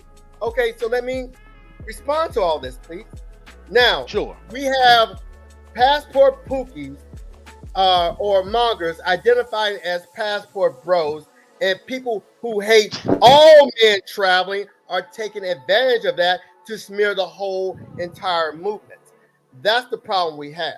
So the track record of the passport pookies is not very good, but the track record of the passport bros, there's nothing wrong with what they're doing. Okay, because I'm separating the two. And you said hiding amongst them. They're not hiding. They're just saying they're passport pookies claiming that they're passport bros. We called them guys out several years ago, at least 6 or 7 years ago. They are passport pookies, aka mongers. All right, guys who are just looking for the cookie and the nookie, and that's it. That's who they are. They are not us. So the passport bros can go on a different name. I don't know. I don't care. But there are a lot of good men who are going overseas for the right reason. And that's the point I want to make. And people like you want to take advantage of the behavior of the passport pookies to lump them in with the passport bros. That's unfortunate. Well, let me ask What you do this, you and then mean, I'm gonna fall people? back. How can I confirm if someone is a passport bro? Is there like did you guys get a email or a text? It's common sense. Or It's common sense. Really? Well, let me explain it to you. Let me explain it to you. If someone's going there strictly for the pros, you know what that is. That's a monger. That's a sex tourist. A person who's actually going to these countries and getting to know the culture, the language, the people, respecting the culture and the language and the people, and actually seeking true friendships or serious relationships. He may date a few women. It doesn't mean he's mongering. He may date a few women till he finds the right woman who is the right person for him as far as marriage. That's what a passport bro is. Now, a passport pookie is the people that you guys like to talk about and lump them in with the passport bros to try to discredit the name. Now, Black Man Travel said, well, who cares about the name? I'm just going to, I'm just not going to identify as passport bro. And you have every right to do that. But let's not try to smear a name because you don't want to identify as it, okay? Let's not smear a bunch of people who hadn't done a damn thing wrong. And this is not about Black women or American women. This is about our personal, private choice not to date in America anymore. And people should respect that. Now, these cowards, they never say anything to your face, but they got plenty to say online. They got plenty to say online, which means they have no credibility. And why would we take these people seriously? But Carlos, okay? but why do you care what people say online? You don't have a physical life where that doesn't. No. I don't care as far as myself. I worry that these negative people online would discourage these young men from traveling who need to travel. Let me tell you this, Carlos. I'm gonna tell you this right now, Carlos. These young men do not care. They living their best lives. They going out there and exploring. They have so much information at their good. Then good. So for you to be concerned for them is a waste of time and energy. I'm concerned for all good people. All right. That's how I am. Okay, so here's my thing. It's just like I think the passport bro serves a purpose, but I think you guys need to be more constructive on how things are done. It seems like you guys only lead off with pussy. Pussy like is the primary. No. But I can tell you who is doing that. Ooh. Okay. When I created my group for help guys find a wife in Ethiopia, because that's the country I lived in for a year, a lot of pro-blacks came to my group. And all the things these guys wanted to talk about, let me respond to this clown. Wait a minute, Carl thinks that being labeled a passport bro is some kind of accomplishment. Just shut the F up, dude. Grow up. Just grow up, dude. Damn. Now, what I was going to talk about. When I created this group in 2015, to encourage brothers to, to help brothers find them a wife in Ethiopia, a lot of pro-blacks kept coming to my group. Only thing these clowns wanted to talk about was polygamy and pussy. That's all they cared about. Here I am talking. Well, don't you want to learn about the culture and respect the people in the country and learn the laws and the customs? They weren't interested. They were only interested in two things: pussy and polygamy. That was it. That was it. And now a lot of those clowns went over to Tanzania, and look what happened. All right, they weren't passport bros, but some people try to call them a passport bro because they screwed up overseas. See, that's the one thing that people don't want to talk about. Anytime somebody screws up overseas, they want to call them a passport bro. Look at that clown Johnny Somali. That's Somali American over in Japan. I saw at least 3 videos of people trying to claim he was a passport bro. That dude wasn't a passport bro. He was a shock jock, a clown, going over to just want to get some views on YouTube or whatever social media he was using. So they trying to make the passport bro name a big bad, the boogeyman, okay? And there was a clown in the chat that says Carlos thinks that the passport bro, being called a passport bro, is some kind of accomplishment. No, I don't like seeing innocent people's names being smeared. That's what my issue is. But Carlos, he may not wait. Let me finish. He may not be intelligent enough to comprehend what I'm saying. But Carlos, that's what I'm saying. Go ahead. But Carlos, you have countless of other passport bros having these long live streams bashing American women. So what's the difference? Like you guys. Okay. All right. Well, I'm sorry about that. I'm saying, what's the difference? Because you got a lot of guys with these live streams that talk about how bad the American woman is, but then again, they get all butthurt when someone talk about passport bros. Talk about how bad. Talk about how bad the dating culture is. No. The dating culture sucks, man. No. They don't talk about the dating culture. They talk about how bad American women are, particularly black women. They tend to target more black women than anything. They actually say, "Oh, it's only black women." Okay, come on, now, Carlos, come on now. If it's a bunch of black dudes talking, what race of women are they talking about? Well, I mean, my last American girlfriend wasn't a black American. And the ones before Carlos, that, a bunch of black guys are jumping on the live stream talking about women. What women are they actually talking about? Let's be honest. You know what? Unless they said, I have no idea. But if they were talking about black American women, I am sorry they did that. Play with a password. What's your thoughts on it? I don't know this dude Carlos, but I respect the fact that he's willing to die on the hill for it. Yep. Die on the hill for what? The passport bro brand. No, dude, I'm just saying.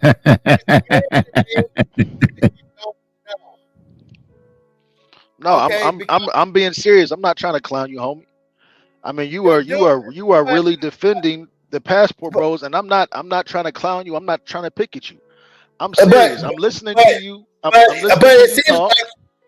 I'm not finished. You haven't heard what I said. You got these muggers now identifying as passport bros. I just gave you a compliment. All the passport bros, regardless of who they are, they're using the Carlos, he gave you a compliment, Carlos. Go ahead.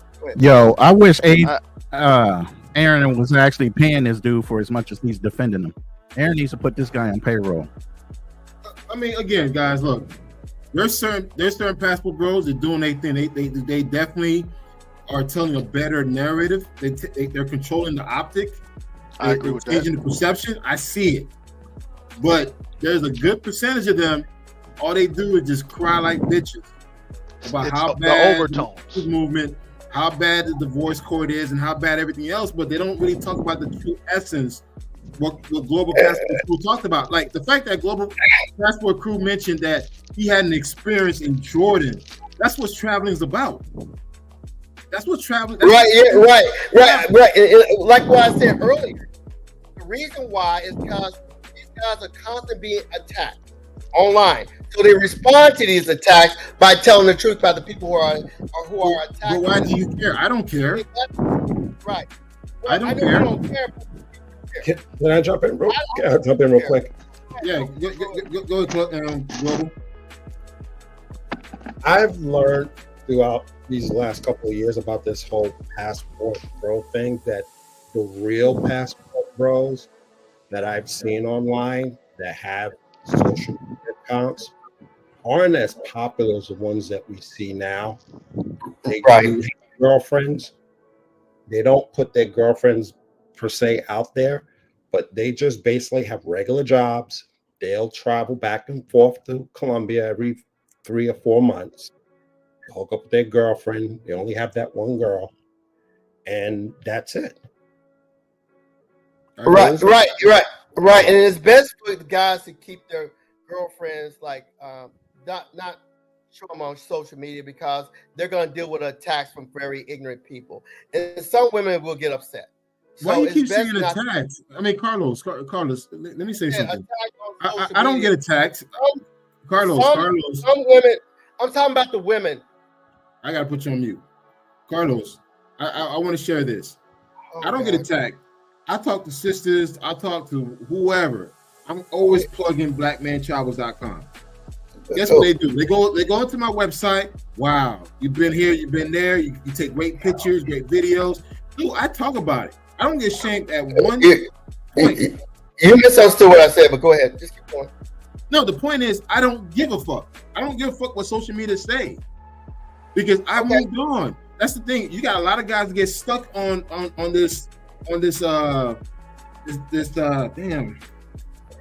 Okay, so people can continue to misrepresent a group of men and attack them. And you all said yourself, the passport bro has a bad image.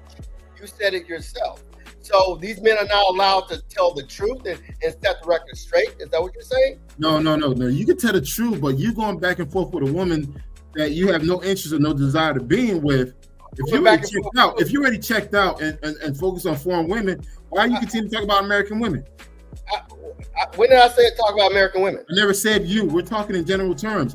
If a so-called content creator that represent the passport bros constantly bashing American women, but yet you said you moved on, had a better life overseas, why you continue to talk about American women? You gotta talk to them. You gotta talk to them about it. Because only thing I do is defend. When the passport bros being attacked on social media, I will come to the defense. If someone's attacking me, I come to my own defense. As simple as that. All right. What you want to do is you want us to just stay silent and have these people attack us with all this false information, just like the brother did in a little tactic they like to do. They'll make several false statements and they'll keep on talking, and then you don't have an opportunity to respond to the false statement he just made. How are you being attacked? Who's attacking you? Well, when someone made a false statement, I consider that an attack. Because what false statement did I make? You said, okay, we're a bunch of sex tourists. No, I said that. I said, I'm gonna tell you exactly what I said. I said that the passport bro brand. I said the brand because like Black Man Travels, I think there are some passport bros within the brand who actually are a good representation of the brand. But I think the brand as a whole has a lot of smut on it, which it does. Right, and I told you the reason why. Because you have these mongers now identifying as passport bros. Is Austin Hallerman a passport bro? He got ran out of Brazil. Okay. He's got passport bro tattooed on his arm. Is he not? Should he not have that tattooed on his arm? Well, he said he wasn't a passport bro, but I really don't want. He has it tattooed on his arm. Should he not have it tattooed on his arm? Well, that's his personal business. Why do you care about his tattoo? Are you in love with him or something? Why do you care whether he has a tattoo or not? I mean, I wouldn't get a tattoo. I wouldn't get a tattoo of Army put on my arm if I wasn't in the Army. Well, I wouldn't get either, a tattoo I wouldn't get a tattoo of a company if I didn't work at that company. I wouldn't get a tattoo of a fraternity if I wasn't part of that fraternity. But then again, it's none of your business. let's move on. We got Pablo Escobar live. What's up, man? Hey, what's going on, man? So I'm the one you want to talk. Go ahead, man. Speak your piece. I'm the elephant in the room. It's more than that, but go ahead and say your piece. I want to hear it. Let me start off by saying this. I apologize if you felt that I attacked your family the other day. That was not my intent to come across, but I got a little heated. Okay. Heated about what? What triggered you? I'm about to explain it to you. I'm gonna explain it to you. What I was trying to communicate to you was this. It's not about your son. Your son can't talk or walk. He has done nothing wrong. He is in the world as innocent as pie. Okay? This is not about that.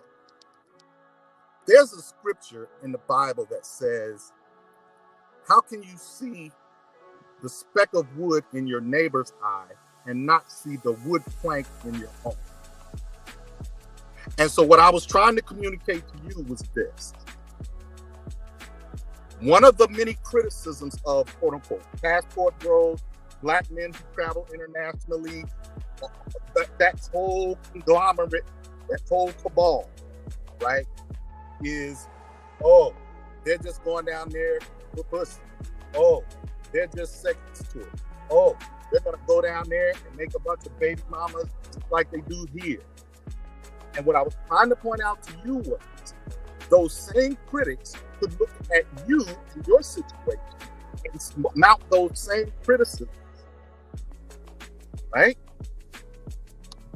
So when you attack other black men, and you do this a lot, particularly with black American men, you always make it clear, I'm Haitian, yes, I'm Haitian, I'm Haitian. You attack black American men a lot.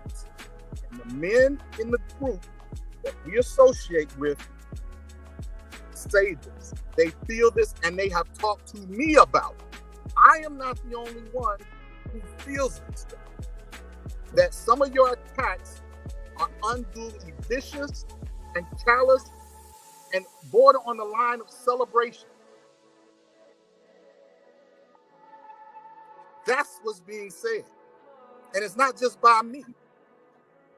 Well, maybe someone else who is in these groups with us will come up here and tell you the truth. I'm the one that's saying it, but it ain't just me. I'm the only one who had the guts to tell you. Well, I'll say this. Now, I'm gonna let you speak before I speak. Do you have more to say? I mean, no, that's it. And well, let me say this: the feeling is, well, Black Man Travels. He tells us all of his escapades and this and that and all of his follies, but then he has so much smoke for all of these other men.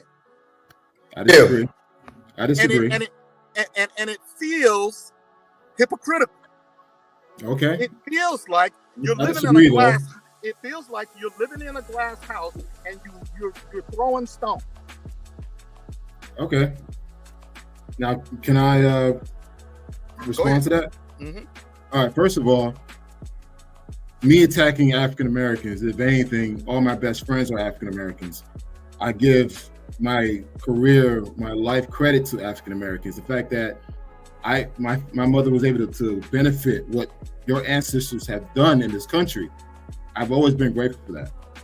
So you saying I'm attacking African Americans or shaming them, that's the worst. My ex-wife is African American. My sons are African Americans. So now, do I talk about niggas? Fuck yeah.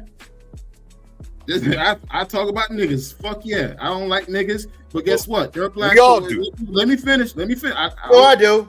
I was quiet, man. Let me finish. I was quiet. Look, whatever perception that people may have of me, I don't give a fuck, man. Now, granted, in some of these groups, I do fucking, show some of my content. Yeah, we talk about this shit. I talk about it. I don't judge you because of that. I judge the fact that We're not calling out the bullshit that's being pushed out here in the mainstream. A lot of stuff that's been talked about was always behind closed doors. Not everyone knows about what's going on. So that's what I call out. And again, all my friends, as a Haitian American that came into this country in 1978, all my best friends were African American. My ex-wife is African American. So for me to say, so for anyone to say that I judge critical, dude, I don't like niggas. A nigga fucking killed my best friend. I don't like ignorance. I don't like stupidity. I don't like none of that shit. And if you, I'm sorry. Go ahead. I was just gonna say that's one place we agree with. Go ahead. Sorry. No, I'm just saying. So anyone that feels that I have a thing against African Americans is bullshit. Cause shit, I was with a woman for over 10 years who was African American from Cleveland, Mississippi, eating chitlins and all that stuff. I was there with her.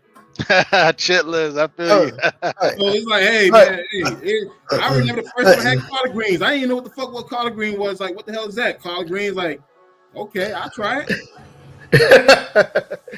Okay, yeah, you're definitely not Black American then. Okay. All right. So my thing is this, man. I call out the bullshit. And I feel like the elders that put us on game, that taught us the rope, will turn in their grave right now, seeing what's going on right now. Look at Colombia right now. Look at Cartagena. Look at Dominican Republic. See what's going on. Yeah, those Pookies Pookies have invaded. Those passport Pookies have invaded. Yeah, you're right. Oh, Black Man Travel, I want to ask you this question. Kanal, let me go ahead. Let's say I pack up. Carlos, give me a second. This woman was sued by. Are we still here? You got me? We're here. Okay. Black Man Travels. Let me paint this picture. Suppose I relocated. I went to, I don't know, Ghana. When I got to Ghana and started living and doing my thing and living my life, I noticed a bunch of Ghanaian men doing some stuff that I disagreed with. Like, and every chance I got, I reminded them, well, I'm American. Some guys over there, they doing this and they doing that and the other. But let me remind you, I'm American. How long do you think it would take before those Ghanaian men start to raise their eyebrow at me and say, you know what? That American dude, he sure do got a lot of shit to say. I don't think it would take long before they shut my ass up. But I rarely tell people I'm Haitian. That's crazy, you bro. did it like 4 times on this show. Yeah, I did it today. Just to let everyone know, I have no allegiance to either side. You do it all the time, brother. No, I said that's the Haitian flag above my head. If I go live on the video, there's a Haitian flag above my head. That's about it. But most cases, no one doesn't know where the fuck I'm from. Yes, you remind us. Remind us. You remind us. Look, if anything, like I said, man, I respect I respect the Black culture here. I benefit from it. Dude, my kids are African American. My ex-wife was African American. I mean, dude, I have close relations with her family. So it's like, for me, like, the hate on African Americans is crazy. So I mean, my thing is, I don't like fuck shit behavior. It is what it is. I'm gonna call out bullshit. Now, granted, I don't think any of us do, Kanal, but I'm just I partake in pay. Okay, like you mentioned about pay for play. I've done all that shit, man. But I've done it too, bro. I never shamed anybody. I never shamed anybody is not doing it. If anything, I tell guys, hey, if you're gonna do that behind closed doors, I tell them this is what you need to do. You talking to the dude that did a video entitled "My Foreign Whore is Better Than Your American Girlfriend"? Come on, bro. You know I don't bite my tongue at all. Look, man, my thing was this, man. Not yesterday, this week when you came on again. It was a good debate, but for some reason I felt like you attacked me, and I was like, you know what? I took it to the chin, but after I watched the replay, I was like, you know what? Yeah, I got to go in. So I even reached out to you on WhatsApp. and it told you I didn't like what you said. I know. Listen, man. So I mean, it's what it is, man. Look, at the end of the day, look, I want to. Family, I apologize. Maybe that was a bad. Maybe that. Lost you. Look. Okay. Well, I was curious. All right, you're concerned about people talking bad about Black American women, right? But if someone attacks the pastor, so isn't that been a little bit hypocritical? You're supposed to pay attention to one attack on social media, but not another attack on social media. Don't you think that being a bit of a hypocrite? No. Carlos, can I ask you a question? Carlos. Yes. Would you mind telling the guests about what happened to you and the other brother in our American Black Men Married to Foreign Women group when you were at dinner in Ethiopia in Addis Ababa when an American Black woman invited herself to your table? Oh yes. But they said Black American women don't care. Oh, they care. Well, at least some of them care. Okay, go ahead. Because she took a special trip to Ethiopia twice. Once to wreck my relationship with my fiance at the time. Then she did it again to try to wreck another person's relationship with an Ethiopian woman. Now she was working in Dubai, and she took a trip from Dubai to Ethiopia she said she wanted to learn about the culture and all that, and hang out and all that stuff. But she also had a hidden agenda. Okay, and when they talk bad about Black American men, about us behind our back, they don't say bad boys or pookies. Okay, they say, but I want you to tell them. I want you to tell them how she did it. I want you to tell them how she did it, step by step. When you were at the table, she said, "What? Go out let's go to the bathroom." Right.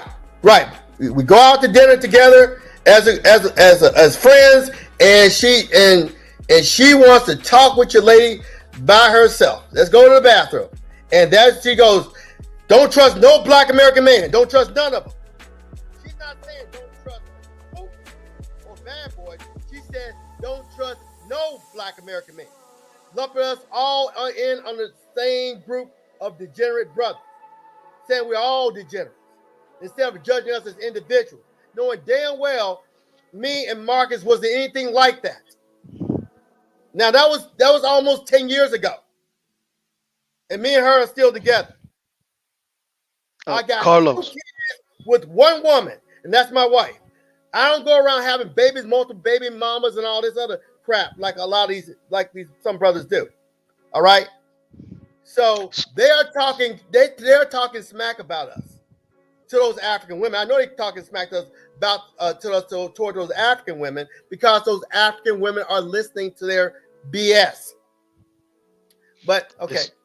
Excuse me, Carlos. Can I just say something as a Black American woman about this whole travel thing? You can't take one experience and apply this to every Black woman. I'm not doing that. I'm not doing that. I'm not doing that. But that's almost but that's almost what you're saying. Yes. Exactly. No, I'm talking about the ones who are talking smack behind our back to African women. If you're not doing it, I'm not talking about you. Okay? I mean, I know that. I'm fully aware of that. I didn't want to talk about this. Well, I didn't want to really talk about it, but Pablo asked me, and I answered her the question honestly. Yes. Okay, just relax a bit. It's just an adult conversation here. Relax. You don't got to get all worked up and start yelling. You worked up and yelling. Who's yelling? You. I'm not yelling. You were. I'm sorry. Maybe you were passionate about what you were talking about. No, my apologies. Because I don't get to really speak much about what's going on. Because when I'm on these panels, very rarely do I have an opportunity to speak. And yes, I do get a little passionate when I feel I need to talk about something important. Yes, ma'am. Okay? And that little thing you said in the private chat, Carlo lives in an online social media world. I responded by saying, so Mila, when people make racist comments toward Black Americans online, we shouldn't say anything either.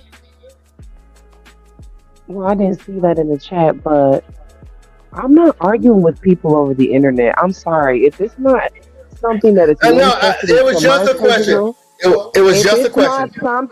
if it's not something that has manifested in my physical life, and I'm not dealing with any racism right here on hand today in my space and in my personal life, I'm Mhm. there's no argument there. That's a Right, waste of energy. right. But a lot of So, people do respond to racist people online. A lot of people Carlos, do. They Okay, feel well, can and I that's say something for a quick second? yeah. Go ahead, Carlos, can man. I Go say ahead, man. something? So, Yeah. so earlier, Kanal said that we should ignore people who attack us on social media, but you didn't ignore me when I attacked you on social media, did you? No, he's a hypocrite. That's why. All right, I want to answer that. Because that was a personal attack. I mean, talking about a passport, bro. Talking about black man And traveling. you don't think Hold on, bro. we That- receive that's personal attacks, brother? Come on, man. no, I don't see it as a personal attack because I instantly fall into passport bros. As much as I want to deny it, people are going to consider me as one. It's what it is. Even at times, I defended passport bros in some wild conversation where they were saying passport bros are traveling for minors and all this stuff. I'm like, yo, that's not true. That's not true. Like a lot of assumptions that passport bros are doing overseas, I actually debunked those. So if anything, I've defended you guys a lot of times. But at the same time, I'm not gonna sit here and consider myself as one. But even though that people may consider me, Well, I don't think that you should consider yourself one if you don't want to. That's your personal business. But yeah, you made an excellent point on people attacking us, saying that we're looking for underage, that sort of thing. And that just came out of clear blue because I never heard a passport bro say they were looking for somebody underage. I never heard anyone say that. I was saying that people will say some wild assumptions that what passport bros are doing. Right, if right, it's that's what I around mean. me, I will defend that. It's like, no, Right. that's not true. I'll correct that. But the thing is, thanks for doing that. There's a difference between you attacking an entire movement and you attacking someone personally. There's a fucking difference. Well, I don't think people should be attacking the movement or anybody personally. Look, at the end of the day, man, listen, I want every black man out here, again, I'm speaking for a black man. I can't speak for any other race because I'm a black man.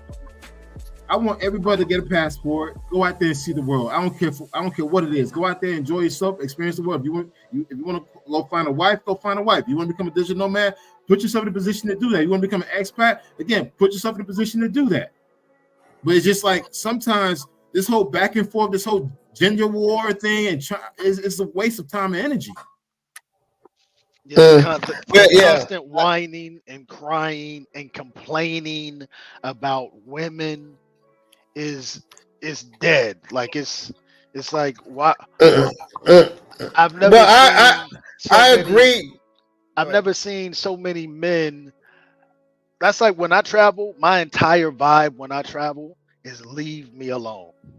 My vibe when I'm traveling isn't I'm not happy go lucky. Hey, let me be your friend. Hey, let's network. My vibe is leave me alone. Because again, I've been in the cigar shops where dudes are whining about American women. They're crying about American women. They're complaining about American women. And I'm just over it. And then when you do try to listen to maybe some live streams to try to get some information, you'll have dudes do a whole live stream about women, critiquing women.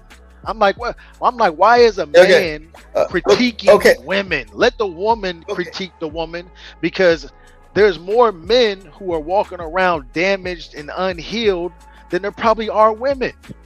Okay, who are these people who are attacking the women? Who are these people? Who are these people who are what? What do you mean? Who are these people? Does it matter? I'm talking. Are you looking for a place in a group to say this is a group of people attacking this group of people? What does it matter? It's like you have poor comprehension. Play with the passport. Okay, I'm going to ask you this question again. Okay, I'm going to ignore that other person. Okay, do you know of any that's doing this? Okay, if you don't, I'm not saying you're wrong. I'm just saying, do you know of any? What's the guy's name from Thailand? He did a whole live stream arguing with a woman over in Thailand. Well, she invited herself, and she wanted to talk. He did a whole live stream arguing with a woman about being a woman. Wait, being a woman. Oh, okay. I'll look into that because I don't recall seeing that, but I'll look into that. I have a question. Global Passport Crew, what are your thoughts on this about the whole back and forth gender war with traveling? I mean, what's your thoughts on that, Global Passport Crew? I think depending on how the discussion is, it's more or less trying to understand each other. I think there's some people, how the context of the conversation happens, it can be more of a bitch session, or it can be trying to get down to an understanding. Just the way how the context of the conversation is. But I just look at, for me, I don't look at this whole passport bro thing as a brand. I look at it as an ideology. You take what's useful and apply it to your life, and you hopefully find what you want. I'm not here to be part of a movement. I'm here I don't even really consider myself a passport bro because I haven't done anything yet. I just travel for now. When I'm out there, when I want to go look for wifey overseas, then you may want to consider me a passport bro. But I'm not going to be part of a movement of people that's going to be sitting around here just hating. If you find someone here in the United States that makes you happy, then fine, go for it. If you don't want to go overseas, that's fine too. It's all up to you. Everybody's different. But when you start doing movements and stuff like that, it's almost like you're doing the reverse thing of feminism. And then you end up... Someone finally said it. Reverse feminism. Someone finally fucking said it. Thank you. Yeah. Man, someone finally said it. Man, and that's the thing I don't understand. It's like, look, I'm all about men empowerment. I'm all about men bettering themselves, self-improvement. Man, look, if you fat, go lose some weight. If you trying to get a better job, go pick a new skill. If you want to find love, man, deal with your issues. But constantly dwelling on bullshit is not going to help you move forward. It's just not. And again, guys, the essence of traveling is about experiences, man. Traveling is mental health. It's cheaper than a freaking therapist. Go out there and travel, enjoy life. That's right. I like Austin Holloman because he's out there traveling. He's seeing the world. He's enjoying different. That's why I like what he's doing. I can say this right now, right? Austin Holloman, when he first started, I think he was a total dick. Like dude's a young buck, he don't know shit. But to see the growth within the past year, exactly the growth. Since he left Brazil, he realized it's not what it seems. And he understands that it takes more work and effort. Well, and I admire that in him now compared to you just speaking out of your ass because you're on TikTok. That's a good point you bring up. For me, shout out to Austin Holloman, bro. Trust me, I was one of your biggest critics, man. I felt like, look at this young Jake that only been to one country talking all this bullshit. But now, bro, you travel around the world, and the thing is, you actually grew up. We watch you grow up. Yes, speak on that. Yeah. That's important. Speak on that, Black Man Travels. The growth.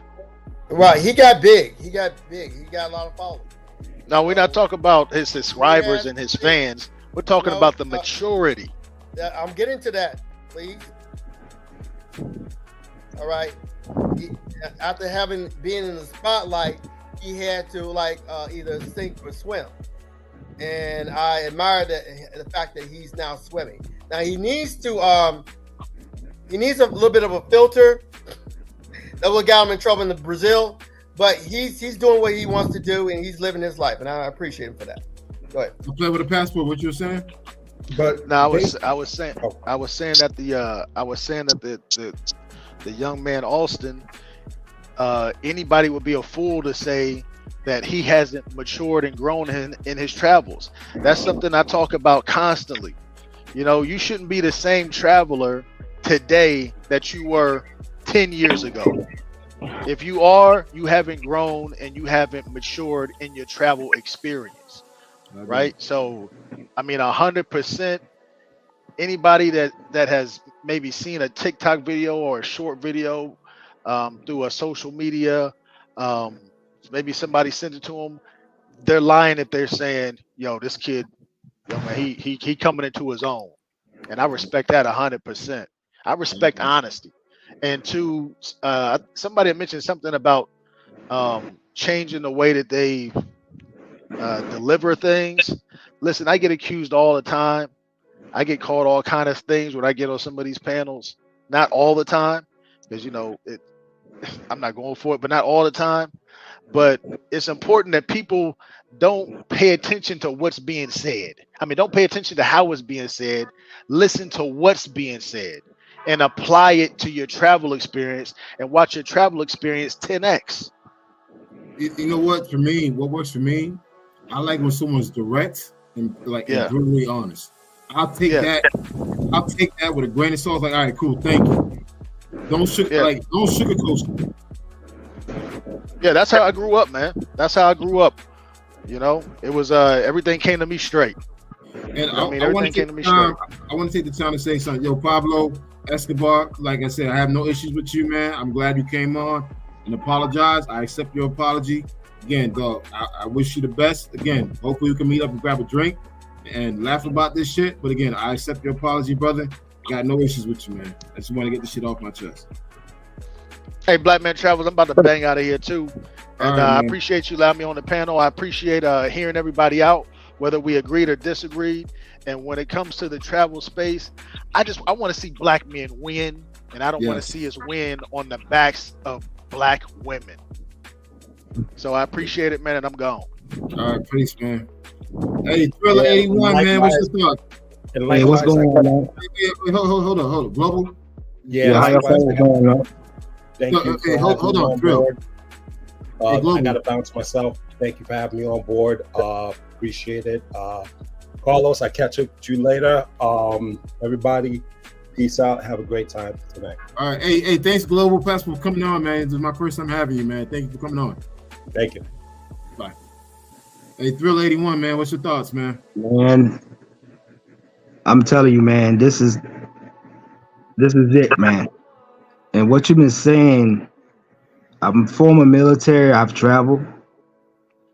And what you were saying earlier about these guys going over there to Colombia, they have really destroyed their place, man. And to be honest, when you traveling, you got to keep your head on the swivel. It's just like the United States. You can't be going over there just jumping off a plane, just walking the street. Because they can smell a weak person. They can tell an American just like that. There's certain countries, you go in there, over there in Europe, you can't wear a United States shirt. Anything with the US on it, they see that, they're going to flock right to you. And what was the guy you said, one of the guys went over there, you had the video up with one of the guys, they shut down one of the stores or something? Yep. Okay. Yeah. All right. I want to say something before I leave. Okay. We should not. Well, we are not going to ignore attack made against black men. Right. Yeah. Now, but the thing about it is, we got to build each other up, man. And right now I'm liking the route that we're going as black men, helping each other up. Because right now, we're doing good. I'm very proud of the way we're going, and we got to help each other. A lot of people are going to hate. A lot of guys, you got these guys get on here. I heard them early, when you was getting on some of them. A lot of them guys go down there for the wrong reason. You got to go down there and connect with people. And like you say, buying land, you can get land for cheap. connect with the right person. If you going down there just looking for something, looking for ass, and you're not trying to better yourself, trying to connect with people, what you going down there for? Yeah, it's gotten really bad that a lot of the wrong people are going down there for the wrong reasons, and it's gotten way out of hand. Yeah. And people who don't like black men or don't want black men having options in the first place are taking advantage of that. And we as black men should defend our image. You know, you got these movies like Color Purple. It came out in the 80s. It came out with another one in the 80s just to attack black men, just to put black men in a negative light. And we should defend our image. Right. We should defend our image. And if people have a problem with that, but they don't want to see black American women attacked, well, I don't want to see black American men attacked either. All right. But it seems like some people only care about one side being attacked. Mm-hmm. How about nobody? I think I've learned sometimes. Yeah, that's the sad thing about it. That movie, I never watched it yet. I said, why are they remaking this movie knowing the first one was the same way? Mm-hmm. Let me add to the conversation. And I really thought about it. And then the women, Taraji P. Henson got on there. Oh, they didn't pay us enough. You playing a damn slave movie. Of course they ain't gonna pay you enough. Stop doing slave movies. Thank you. So you women get out here and complain they ain't pay y'all enough. You playing a slave movie, of course. You just taking pennies. And see, if they really be honest, see, the light is on black women. I'm not gonna talk. I had a situation at work. This black female, she was really a big problem at the job. It got so bad. So one of the white guys called her nigga. They just fired her yesterday. She was smoking weed on the job, and now the whole world is really looking at them. It's not us. Of course, they're gonna look at the black man, but really they looking at them like, well, damn. All this time, was it the black man? I don't really think so. They're really looking at their ass.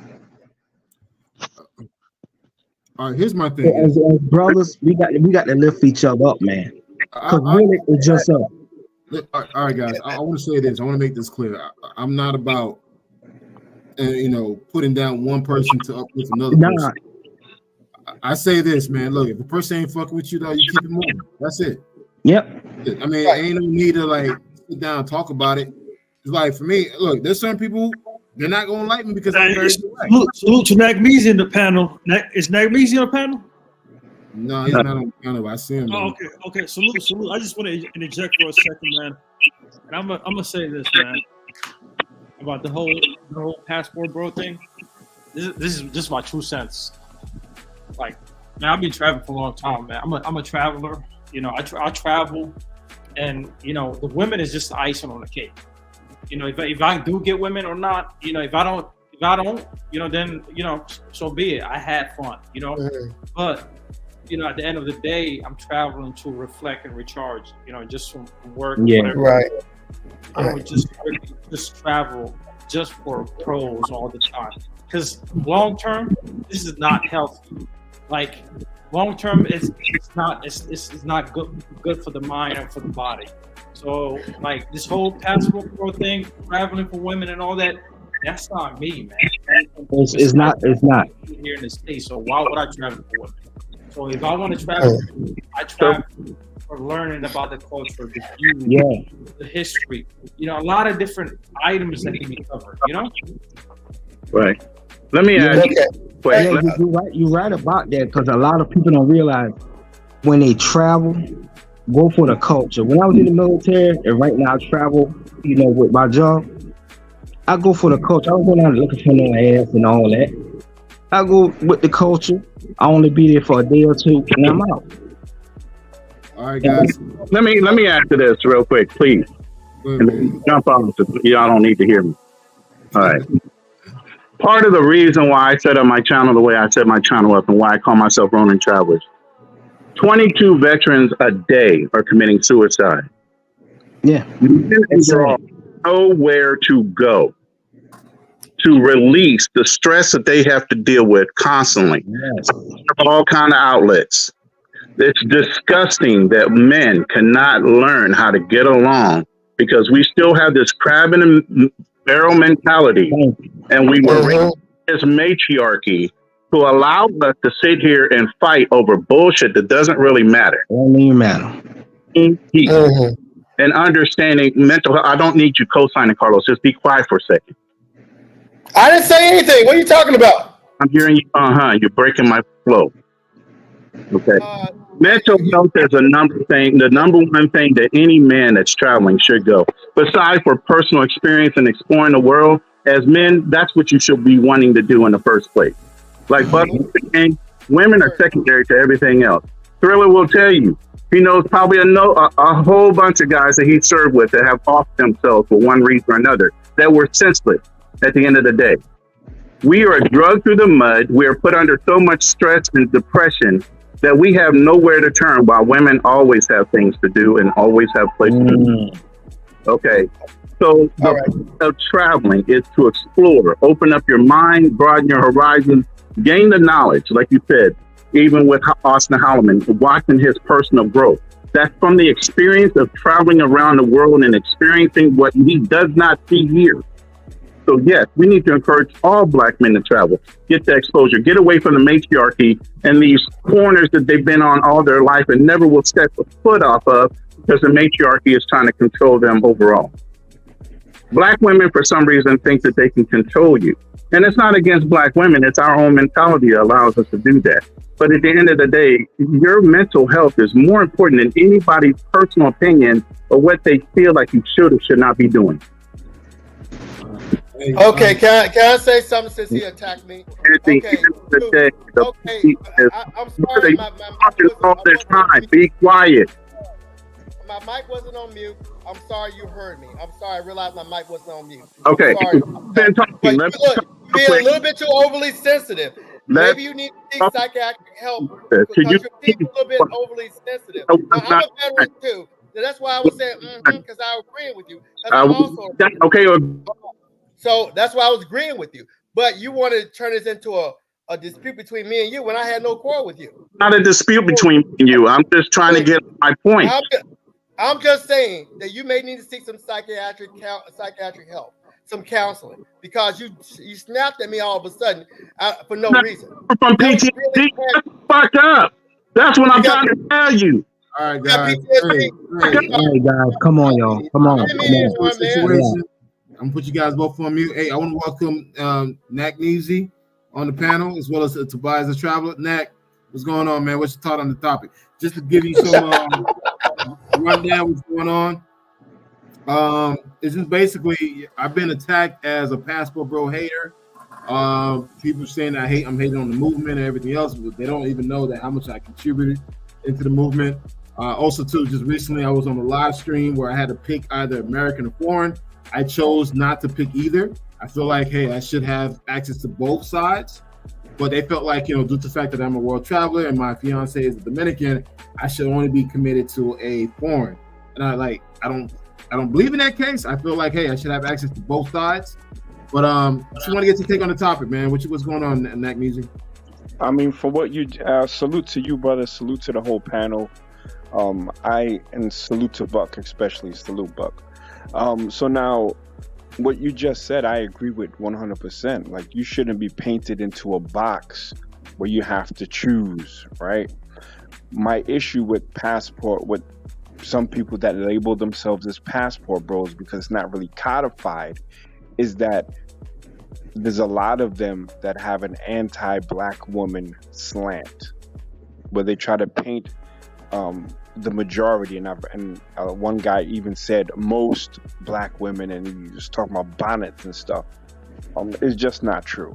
And they do that, and a lot of these conversations evolve around professional workers in a certain industry.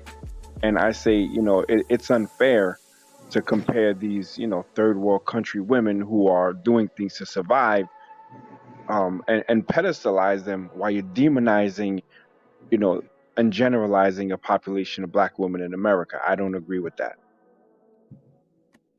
I agree.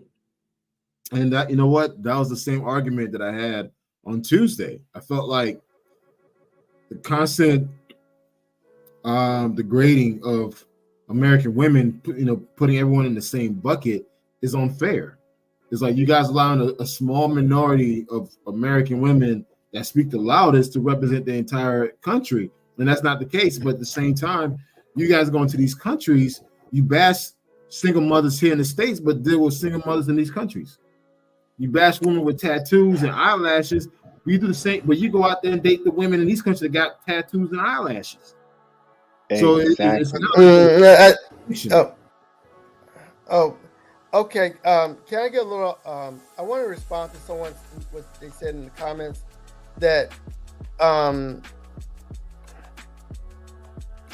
forgot what it was. It was said something about men are responsible for women's behavior.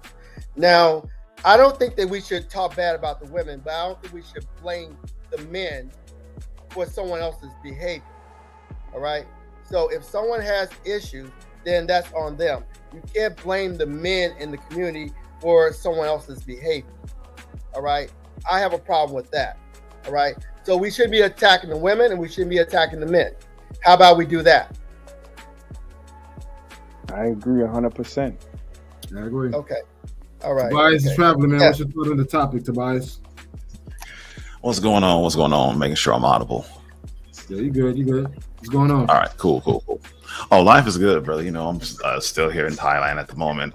The whole passport bro thing, I was on a live last night with other brother Chaotic Truth, and the folks was going in. But again, the majority of them are first lying to themselves, right? Oh, we're looking for wives. No, you're not looking for a wife, because if you're looking for a wife and she is from a different country, you have to be able to spend time in that country, because she's not coming to visit you. You're probably 9 times out of 10 going to have to learn her language, which we know most passport bros are not learning the language of the countries that they are visiting. And then since they can't, right? They don't speak the language. Yeah, right? They all don't. of them. Now a couple guys may, yeah. they may know some phrases, but they can't actually communicate, right, with that woman. Because again, you're gonna have to spend time with her. That means you're gonna have the small talk. You're gonna build that relationship. Now, most are just there to, smash and dash. So, and like others have said, I can't get with, you bashing black women. For no right, sure, there's gonna be these women talking shit, running their mouth. Yeah, but it's okay to bash. Hold on, let someone let me finish. Listen, can you do that? One second, Mr. Carlos. Red, I just see so much hypocrisy in your Carlos. statement. Carlos. If you interrupt again, I gotta put you in timeout, man. Let the guy speak. People will, lash out because when you hit them in, where it hurts, you get past their facade. It makes, the weakness is exposed, and folks don't like that uncomfortable feeling. And it's not to attack someone, but if it hits you, it hits you. We're not saying you're doing something wrong, but don't lie. Now, there are some brothers that are out there that will be, they're looking to find a relationship that's going to be a bit more substantial, something that can lead to something long term. Cool. But maybe they've had a problem with, within the United States, whatever. They're going out there and they're doing that. That's a small number of men. People want to throw Andre from across the borders. Well, Andre, but that's not you.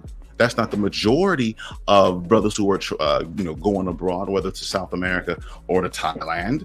It's we out here to smash because it makes us feel good. It feeds our ego that these women are actually after our paper and not actually after us, but they confuse the two.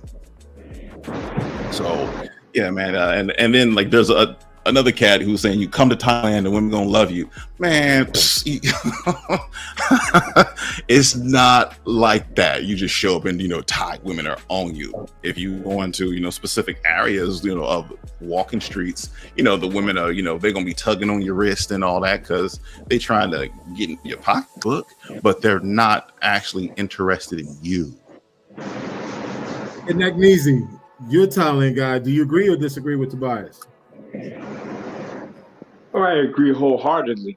As someone who speaks the language, who understands the culture, who didn't go out there for women, as a man, look, you're going to see a beautiful woman and you're going to be inclined maybe to speak, but or at least to entertain a conversation. But what the brother said is 100% right. I've been telling people that Black men are tolerated, not celebrated in Thailand.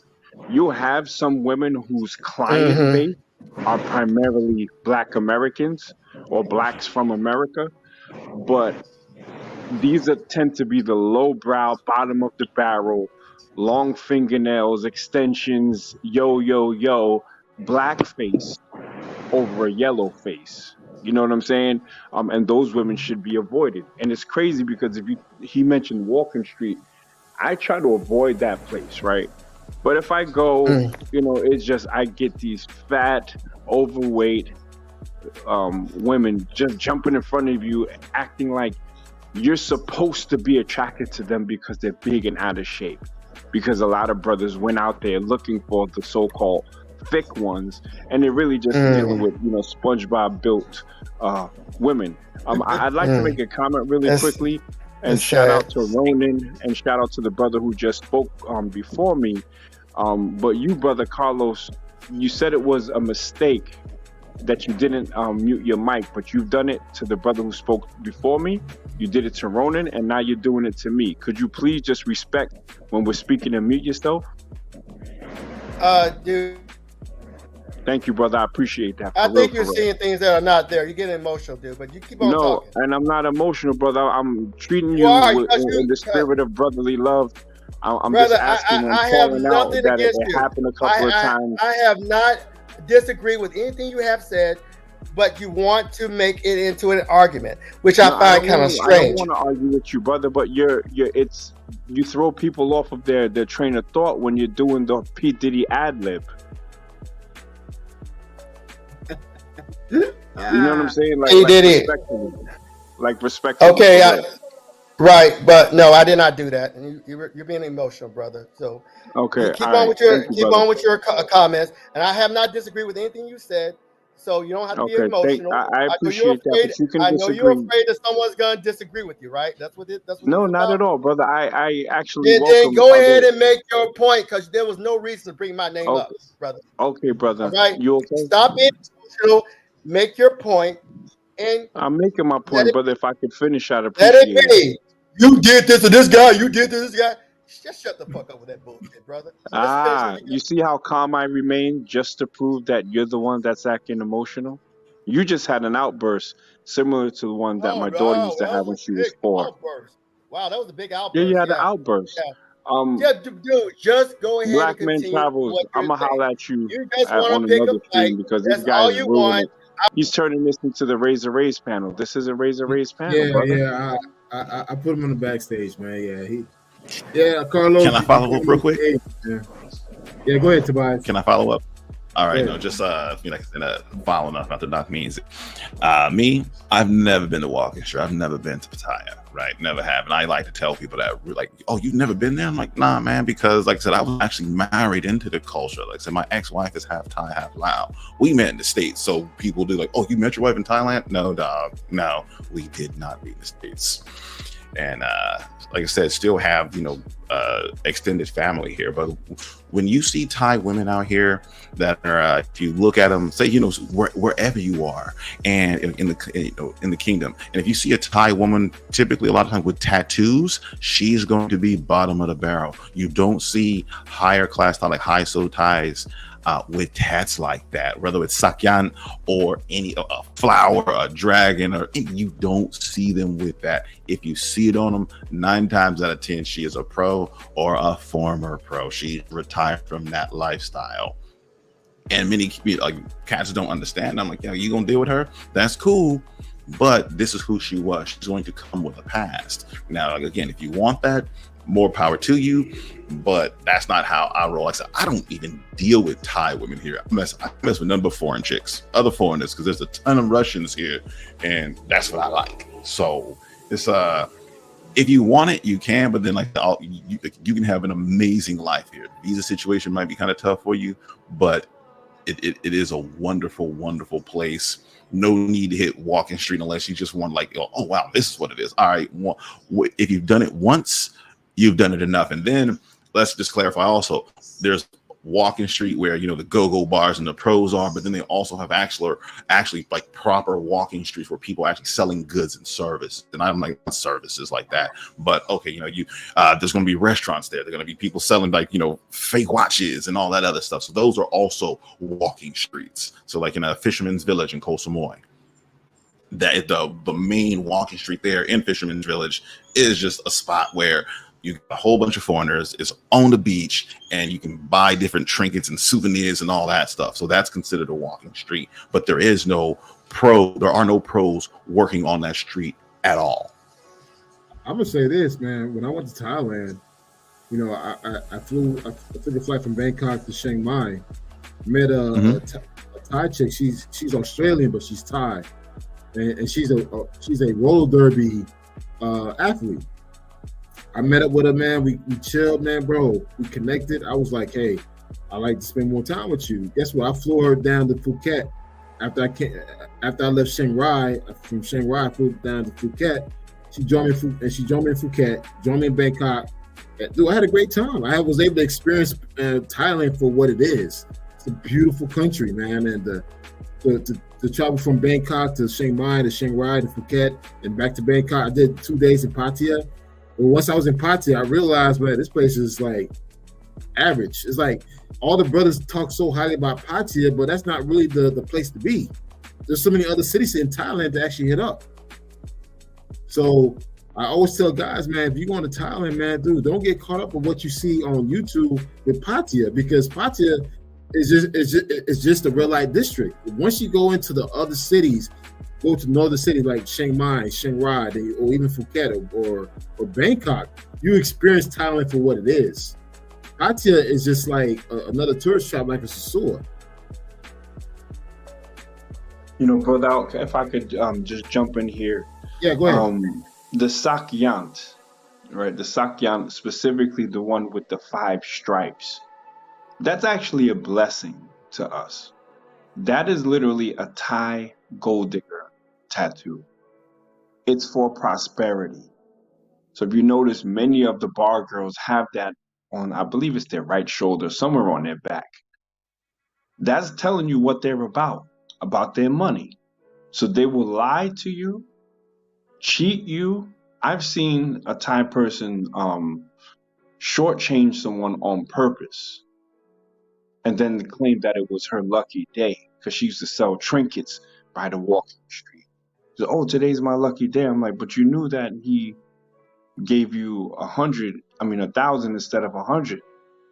Yeah, I know, but lucky day. I'm just like, damn. Yeah, that literally happens. Why people know that I went there for boxing, right? The first time I went to Pattaya, I had no idea what it was about. Literally no idea. I stayed in like central Pattaya by what's Big C, before it was Carrefour. And it was between there and the dark side of Pattaya. That's where like the normal people live, the local people. But I'm a creature of habit. So from 2007 up until now, I've developed relationships. I've seen kids grow from fighters into trainers, from fighters into outside of Thai boxing and stuff like that. But if it wasn't for Thai boxing, I would avoid Pattaya like the plague. Actually, I have much more of a peaceful time in Bangkok because I don't have to, because, you know, if you go to Bangkok, like normal Bangkok, you ride the train, you go here, no one's paying attention to you. Everyone's on their grind. But in Pattaya, it's just a cesspool of sex pads, weird ass I've seen people ride around on bikes with SS symbols. You've got just a really bad mix of people out there, and it's not representative of the real Thailand. You know what I'm saying? So when people say, yeah, tie this and tie that, and they speak about Pattaya, I already know that they don't really know what they're talking about. I agree with that. I mean, for me, like going to Thailand wasn't an epic emotional experience for me because I went by myself. And again, I wanted to explore the country, man. So I decided to take a trip up to Chiang Rai. I was the only black person out there in certain areas. And it felt weird because people wanted to take a picture of me. I was like, what the hell? But besides that, man, it just I felt some level of tranquility and peace. Like I really took time for myself, man, and just really just enjoyed the moment. It wasn't about women. It wasn't about nothing. Like in Chiang Rai, bro, I was by myself. And I was enjoying every minute of it, man, and just showing my experience creating content. And I tell guys all the time, if you're going to Thailand, man, yo, go to the North Coast, like the northern part of the country, and then just see it, man. Don't worry about the women. Just go out there and just enjoy. Make time for yourself. Take time to heal, and that's the problem, man.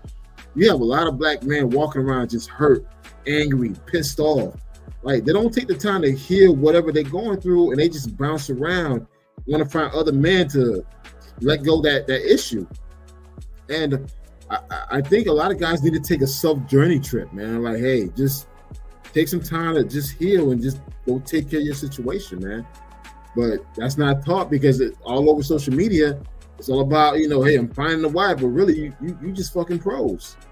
You're not finding a wife, you just fucking pros. That's what it is.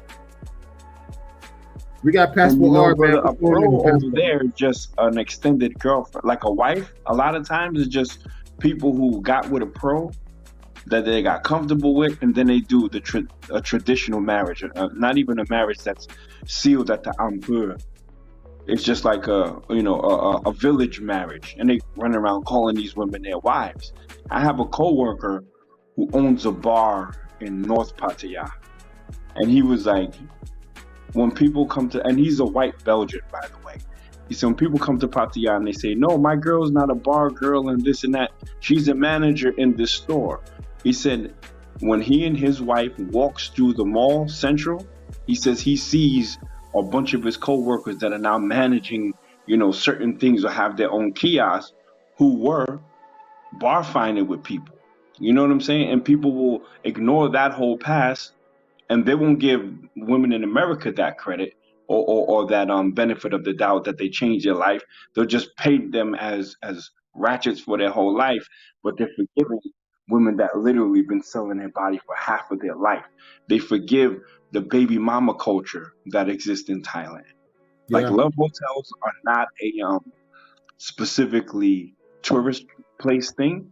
They have short time hotels all over Thailand that you can just drive into anonymously and then drive out. They have a culture of acceptance, which they don't really judge each other unless it's socially. And in that, there's a lack of sex education, which means high STD rates, high single mother rates, and then fathers who end up having alcohol abuse. Like they don't ever talk about that, but these are the real things that happen in Thailand. I agree with that. If we got Passport R, man, what's your thought on the topic, man? I see you on the live. Hello? We can't hear you, man. We can't hear you, brother. You sound far away in the distance. But anyways, man, look, one thing is for sure, like, again, I wanted to do this live to address some issues. Some passport bros called me out, calling me a hater. They felt like I was, hating on the young guys and just, I'm like, bro, I've been all over across the globe as a digital nomad. I created content, I work corporate. And it's just like, I don't feel like I need to bash American women to uplift foreign women. I mean, regardless of my current situation, I'm with a foreign woman, but I was married to an American woman.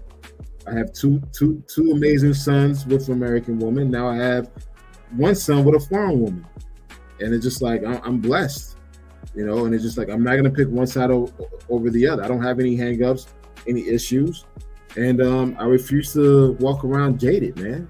That's my take on it. Tobias, what's your take on it, man?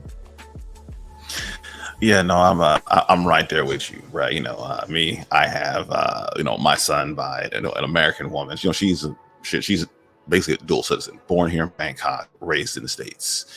And like I said, got my son by her. I don't think anyone should have to choose.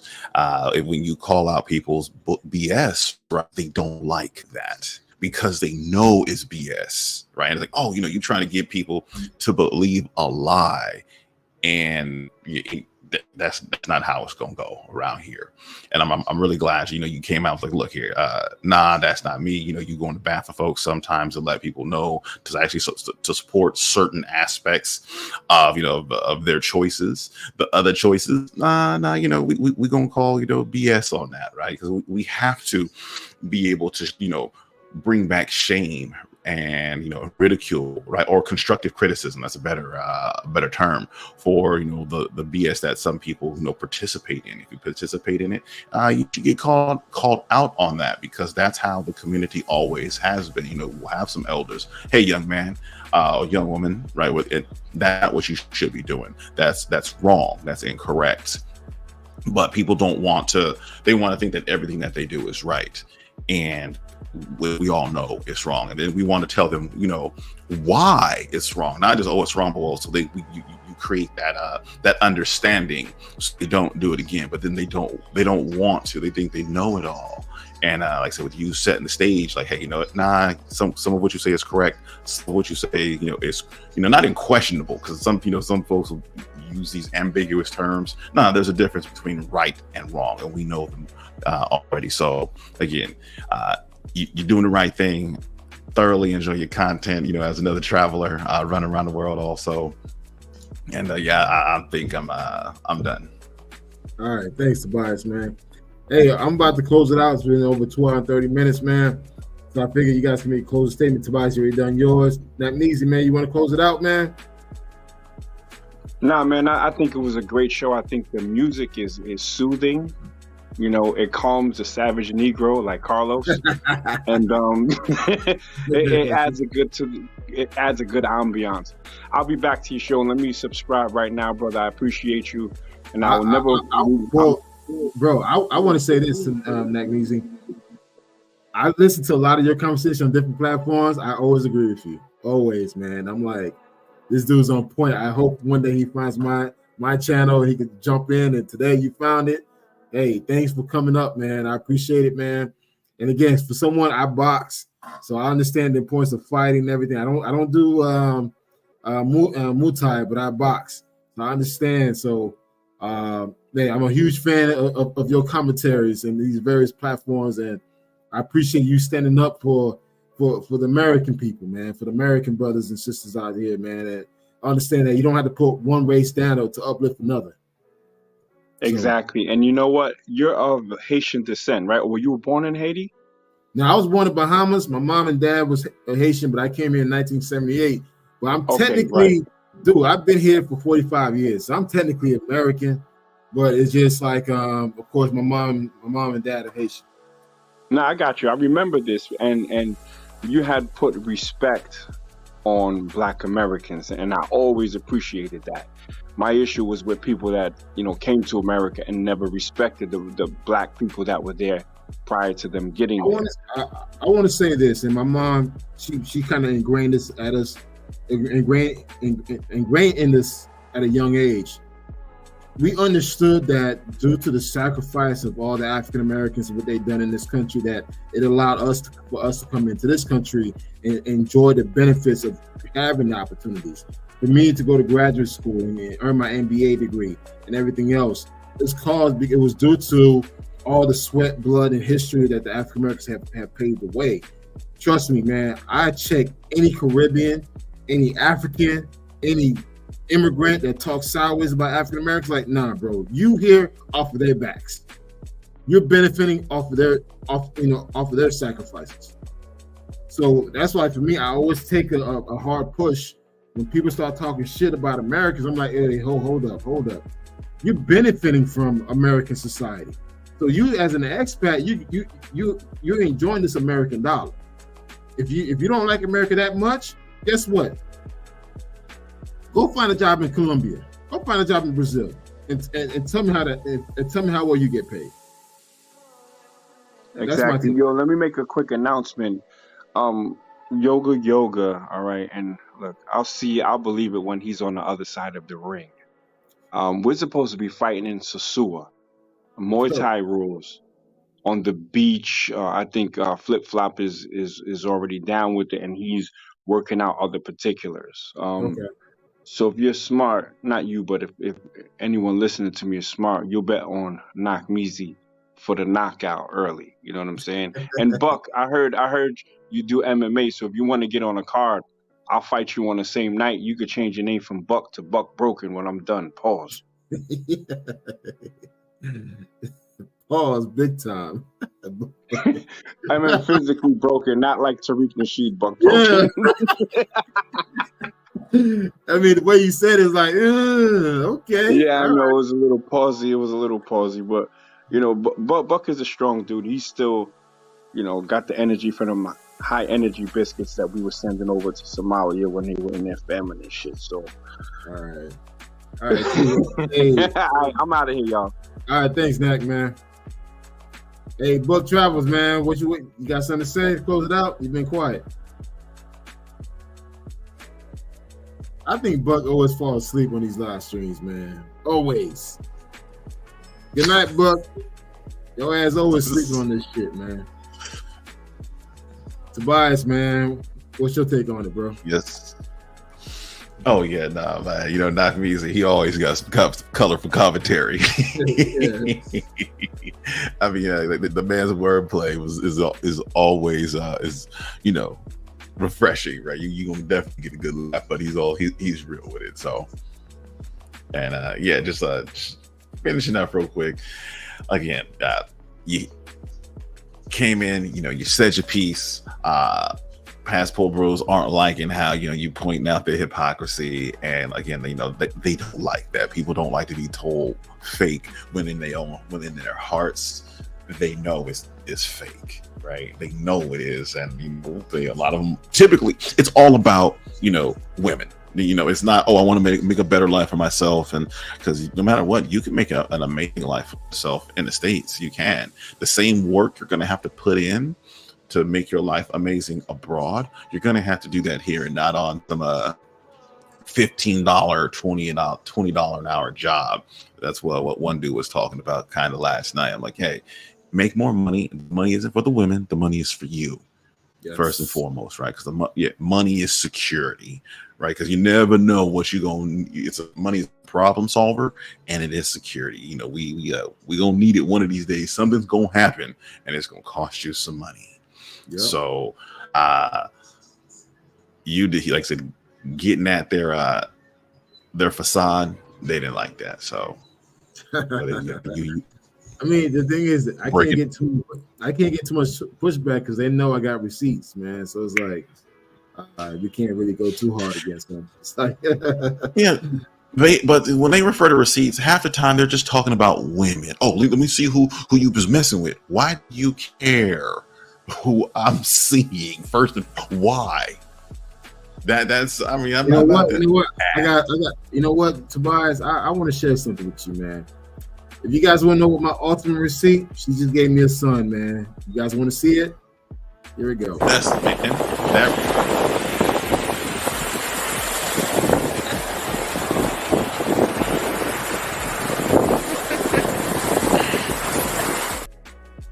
exactly. So you know what? Nobody can say anything. Like, look, okay, I got a beautiful woman who just gave me a son. Shut your mouth. These cats, it's just that simple. Hey, this beautiful woman just gave me a beautiful son, right? I tell dudes all the time, man, bro. You don't want to go receipts against receipts, man. I'm like, nah, bro. Yeah, no, but that's that they're all the, they're just trying to get the, their not count up, which is, I understand it. You want to get your notch count up. You want to go out there and feel like you doing something, because you don't feel like that at home, because you don't make enough money to, just first say most of these cats can't go to a club in the United States and then just do bottle service, right? They can't, but you can do it, they can afford to do it in the DR. All right, great. This is why they go there, because it's the feeling. They haven't built themselves up enough to where, oh, you know what? I can do bottle service in the States. I can do bottle service in Sweden. I can do bottle service in the DR if I choose, or wherever that person is. But they haven't done that work. Constantly listening to Kevin Samuels, right? But won't listen. Bad. I won't say bashful, but talk about Black women, but won't listen to the Kevin Samuels that was like, yo, you need to get on. You need to go get a second job, right? And then take that money and get into your savings and get you a coach. They weren't listening to that and actually taking it to heart, because it's hard to do and it takes time. But the funny thing is, the time is going to pass anyway. You might as well invest in yourself. Yep, I agree. Many people don't want to. Yeah, but whether it's through education, we got to pick up some knowledge, but that's I think a massive problem in our community, the Black community, or especially Black American community, is the value of education. We don't see it as valuable. It's like, oh well, I'm a hustle and I'm the game in the streets. And I'm like, that's only going to take you so far, right? But what knowledge, what skills, and many cats aren't trying to go get those. Because that's where the real money is, right? That's when you we talked about this, Tobias, when we talked about the product management and everything, and it's sad. It's just like, there's money out there, but dudes don't want to hear it, man. They want to hear the easy, quick, easy, jobs and professions. It's like, no, bro, if you want to make that money, you got to put time into it. Just recently, I got a second contract, Tobias. Dude, that second contract, I'm making $55 an hour, man. Working part-time. That's beautiful. That's beautiful. That's my second job. That's not my main job. That's my second job. That's amazing. And see, but what's been able to, make this happen, right? You had to get the knowledge, right? You had to learn something that, anytime we learn something new, we start out from the beginning, it might be uncomfortable. It's going to take some time. You're going to have a couple of failures. Oh, you thought this was that was this. That's okay. But we have to learn, right? That's where it all starts. And I don't see why cats don't want to learn, or adverse to picking up a book or listening to a podcast. Like, that old school saying, which is, you can, if you want to keep a secret from a ninja, put it in a book, right? Yeah. Well, but I'm gonna take it one step further. You could also put that secret in a podcast, because ninjas don't listen. Yeah. Which is kind of sad, but there's so much knowledge out there. There's so much information, and and your iPad, your phone, that you can learn just about anything. How bad do you want it? And I just don't see that enough in our people. And if we did, we see more intelligent travel, right? People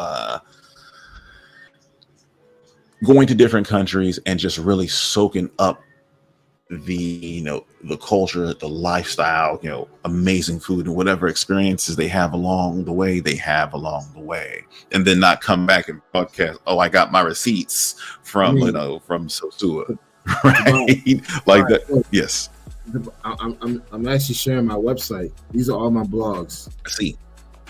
I know it. I'm like, and the thing is, dudes don't read it.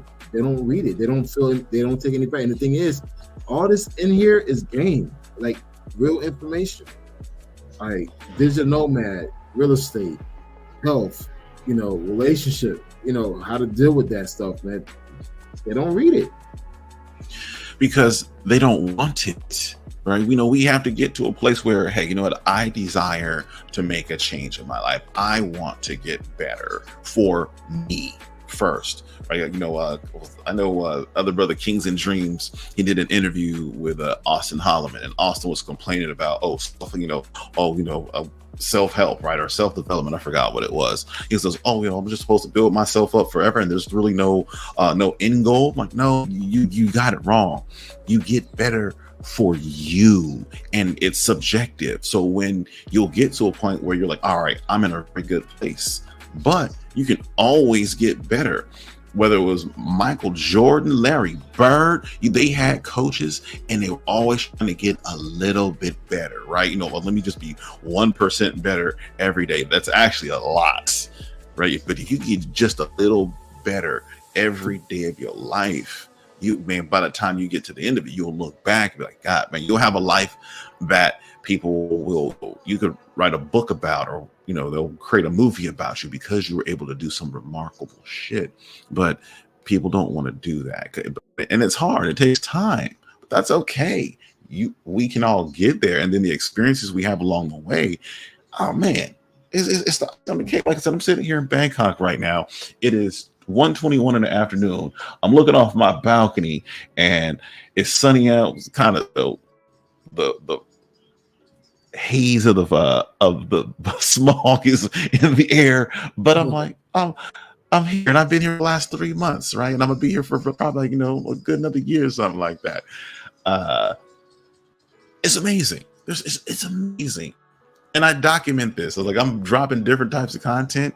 Actually on my channel right now, because I know there's a lot more to life than just nightlife. So we can all do it. But again, how bad does one want it? I agree. I totally agree, man. But Tobias, man, go ahead and enjoy your day. I know it's 1:22 a.m. for me versus your p.m. Thank you, like always, man. Let me know when you do it live, man. I'd love to jump on your live stream, man. And you know what? I'm actually. Yeah. I'm definitely gonna do one. I'm probably gonna do one about dating right here in Thailand. Cause I mean, you can date foreigners or you can date like the Thai women, and there's a lot to choose from. Especially, I mean, I was in Thailand for a few weeks. I did date, so I could probably chime into the topic. Do you know as far as time, like when is time you want to do it? You know what? I can. I'll holler at you. I'll send you a WhatsApp. We can talk about it. All right, cool. Yeah, hit me up, man. I wouldn't mind tuning in. I will. Definitely. You got the invite. All right, thank you. Appreciate it, man. Later, bro. Well, everybody, man, listen, man. I just want to say, I know I came on a little strong earlier, but I first want to take the moment to acknowledge Pablo Escobar. Brother, hey, listen, man, ain't no ill will between us. You and I are cool. I know we talk offline. I appreciate you coming on the live and apologizing, and I accept your apology. And again, hey, maybe we can meet up one day and grab a drink here in Atlanta, man, or smoke a cigar. So, hey, shout out to you, Pablo Escobar, man. Again, no ill will. Apology accepted. And again, look, to the Passport Bros, I have nothing against you, man. All I just say, we got to do better. We got to tell a better story, a better narrative, control our storyline, man. And the fact that things ain't looking good out here. And for the Passport Pookies, man, we need to check their asses. It's what it is. And I just want to say thank you for everybody for jumping on. It's been over close to 3 hours. My energy kind of went down from having a crunked up energy to little to none energy. I just want to say thank you, man. Again, guys, I had a lot of people watching tonight. I got 24 people watching now. If you guys could like the video, I really appreciate it. And again, I'm blessed, man. I'm blessed. I'm in a good situation. And I'm ready to start the next chapter of my life, man. The whole marriage life, father, the third son. And it's been a blessing, man. And just in case you guys want to see my ultimate receipt, this is my ultimate receipt, man. This is a receipt that I'm going to enjoy and build something with, man. And, we got a son together.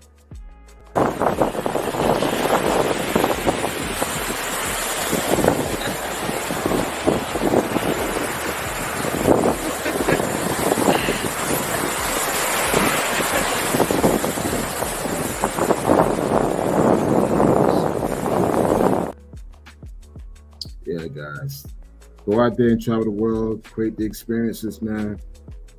Whatever your reason is, go out there and do it. Enjoy the moment. Enjoy the moment. Again, shout out to the Passport Bros out there who are doing things, who's telling their stories. Fuck the Passport Pookies out there. And man, again, I'm good, man. I'm good. Shout out to Pablo Escobar.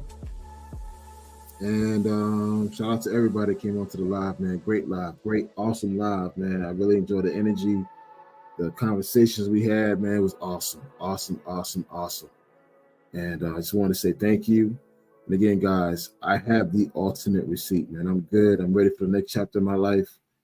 You know, your boy's about to get married and have my little mini-me, my little twin with me and see what happens, man. You know, I think I'm living the Passport Bro life to the full extent. Here's my receipt. Go. Hello. I'm here trying to make up. And the worst ever. But I love my husband. Hey, I'm good, guys. Hey, you vlogging, tripping? Yeah, even in my hey, Milano vlog said, I ain't gonna lie, I actually like these gems you dropping on this live, but you always had a good live, good info despite our differences. Hey, Manalo, man, shit, I've been drinking. Manalo, brother, I ain't got nothing against you, brother, man. I hope, put you back up. Brother, man, look, I appreciate our conversation. I just felt like things was going left, but I'm glad you took the time to take a step back and focus on you. I'm glad you're doing that. Brother, come back stronger and better. Hit the gym. Continue to travel. Like I said, you one of the OGs in the travel game. And again, man, I just want to give you your flowers. Like I always said, bro, you're one of the true OGs who started the whole YouTube traveling movement, man. And again, I'm glad you out there and focus on you getting your life together. And definitely do your thing, man. Peace out, Manalo. You like what you see, huh? Hey, hold on, let me show it again.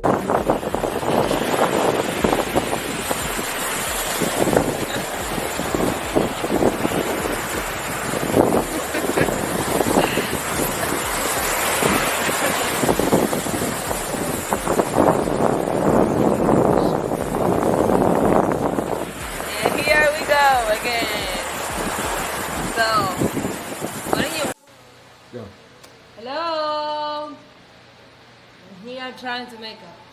And the worst ever. But I love my husband.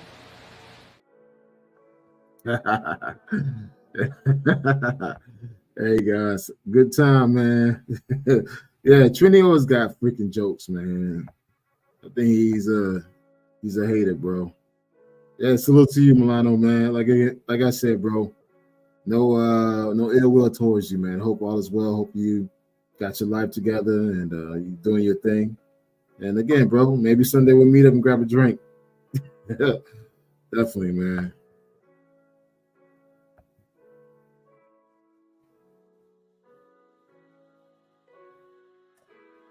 Yeah, I appreciate that, man.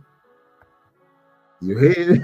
I got to do another round again, man. Let that sucker play another round.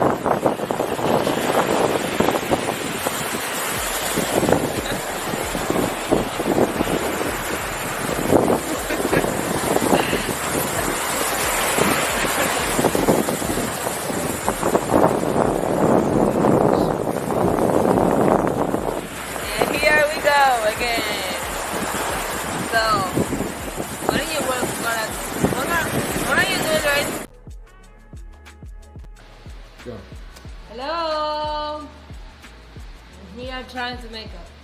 And the worst ever. But I love my husband. Yeah, fellas, man. He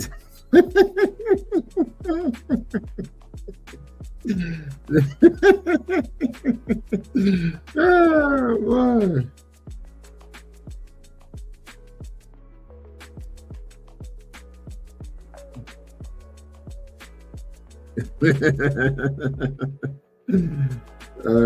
Yeah, fellas, it's been a fun ride, man. Again, yo, shout out to Pablo Escobar, bro. Hey, man, no ill will towards you, brother, man. Like I said, you and I can meet up in Atlanta, smoke a cigar, have a drink, talk some shit. Shout out to you. Shout out to the Passport Bros who out there who making the change, who's making the difference. Shout out to BMT. Shout out to No Excuse. Shout out to Jay Clyde. Shout out to everybody, man. Look, we pushing the same narrative, man. Let's tell a good story. Let's show black men doing great things overseas, man. Shout out to everybody. And man, much love, peace, and happiness. Thank you so much, fellas. And man, that's it, man. I just showed my ultimate receipt, man. Look, I've been to a lot of places, but this person gave me a son, man, and I'm ready to call it quits.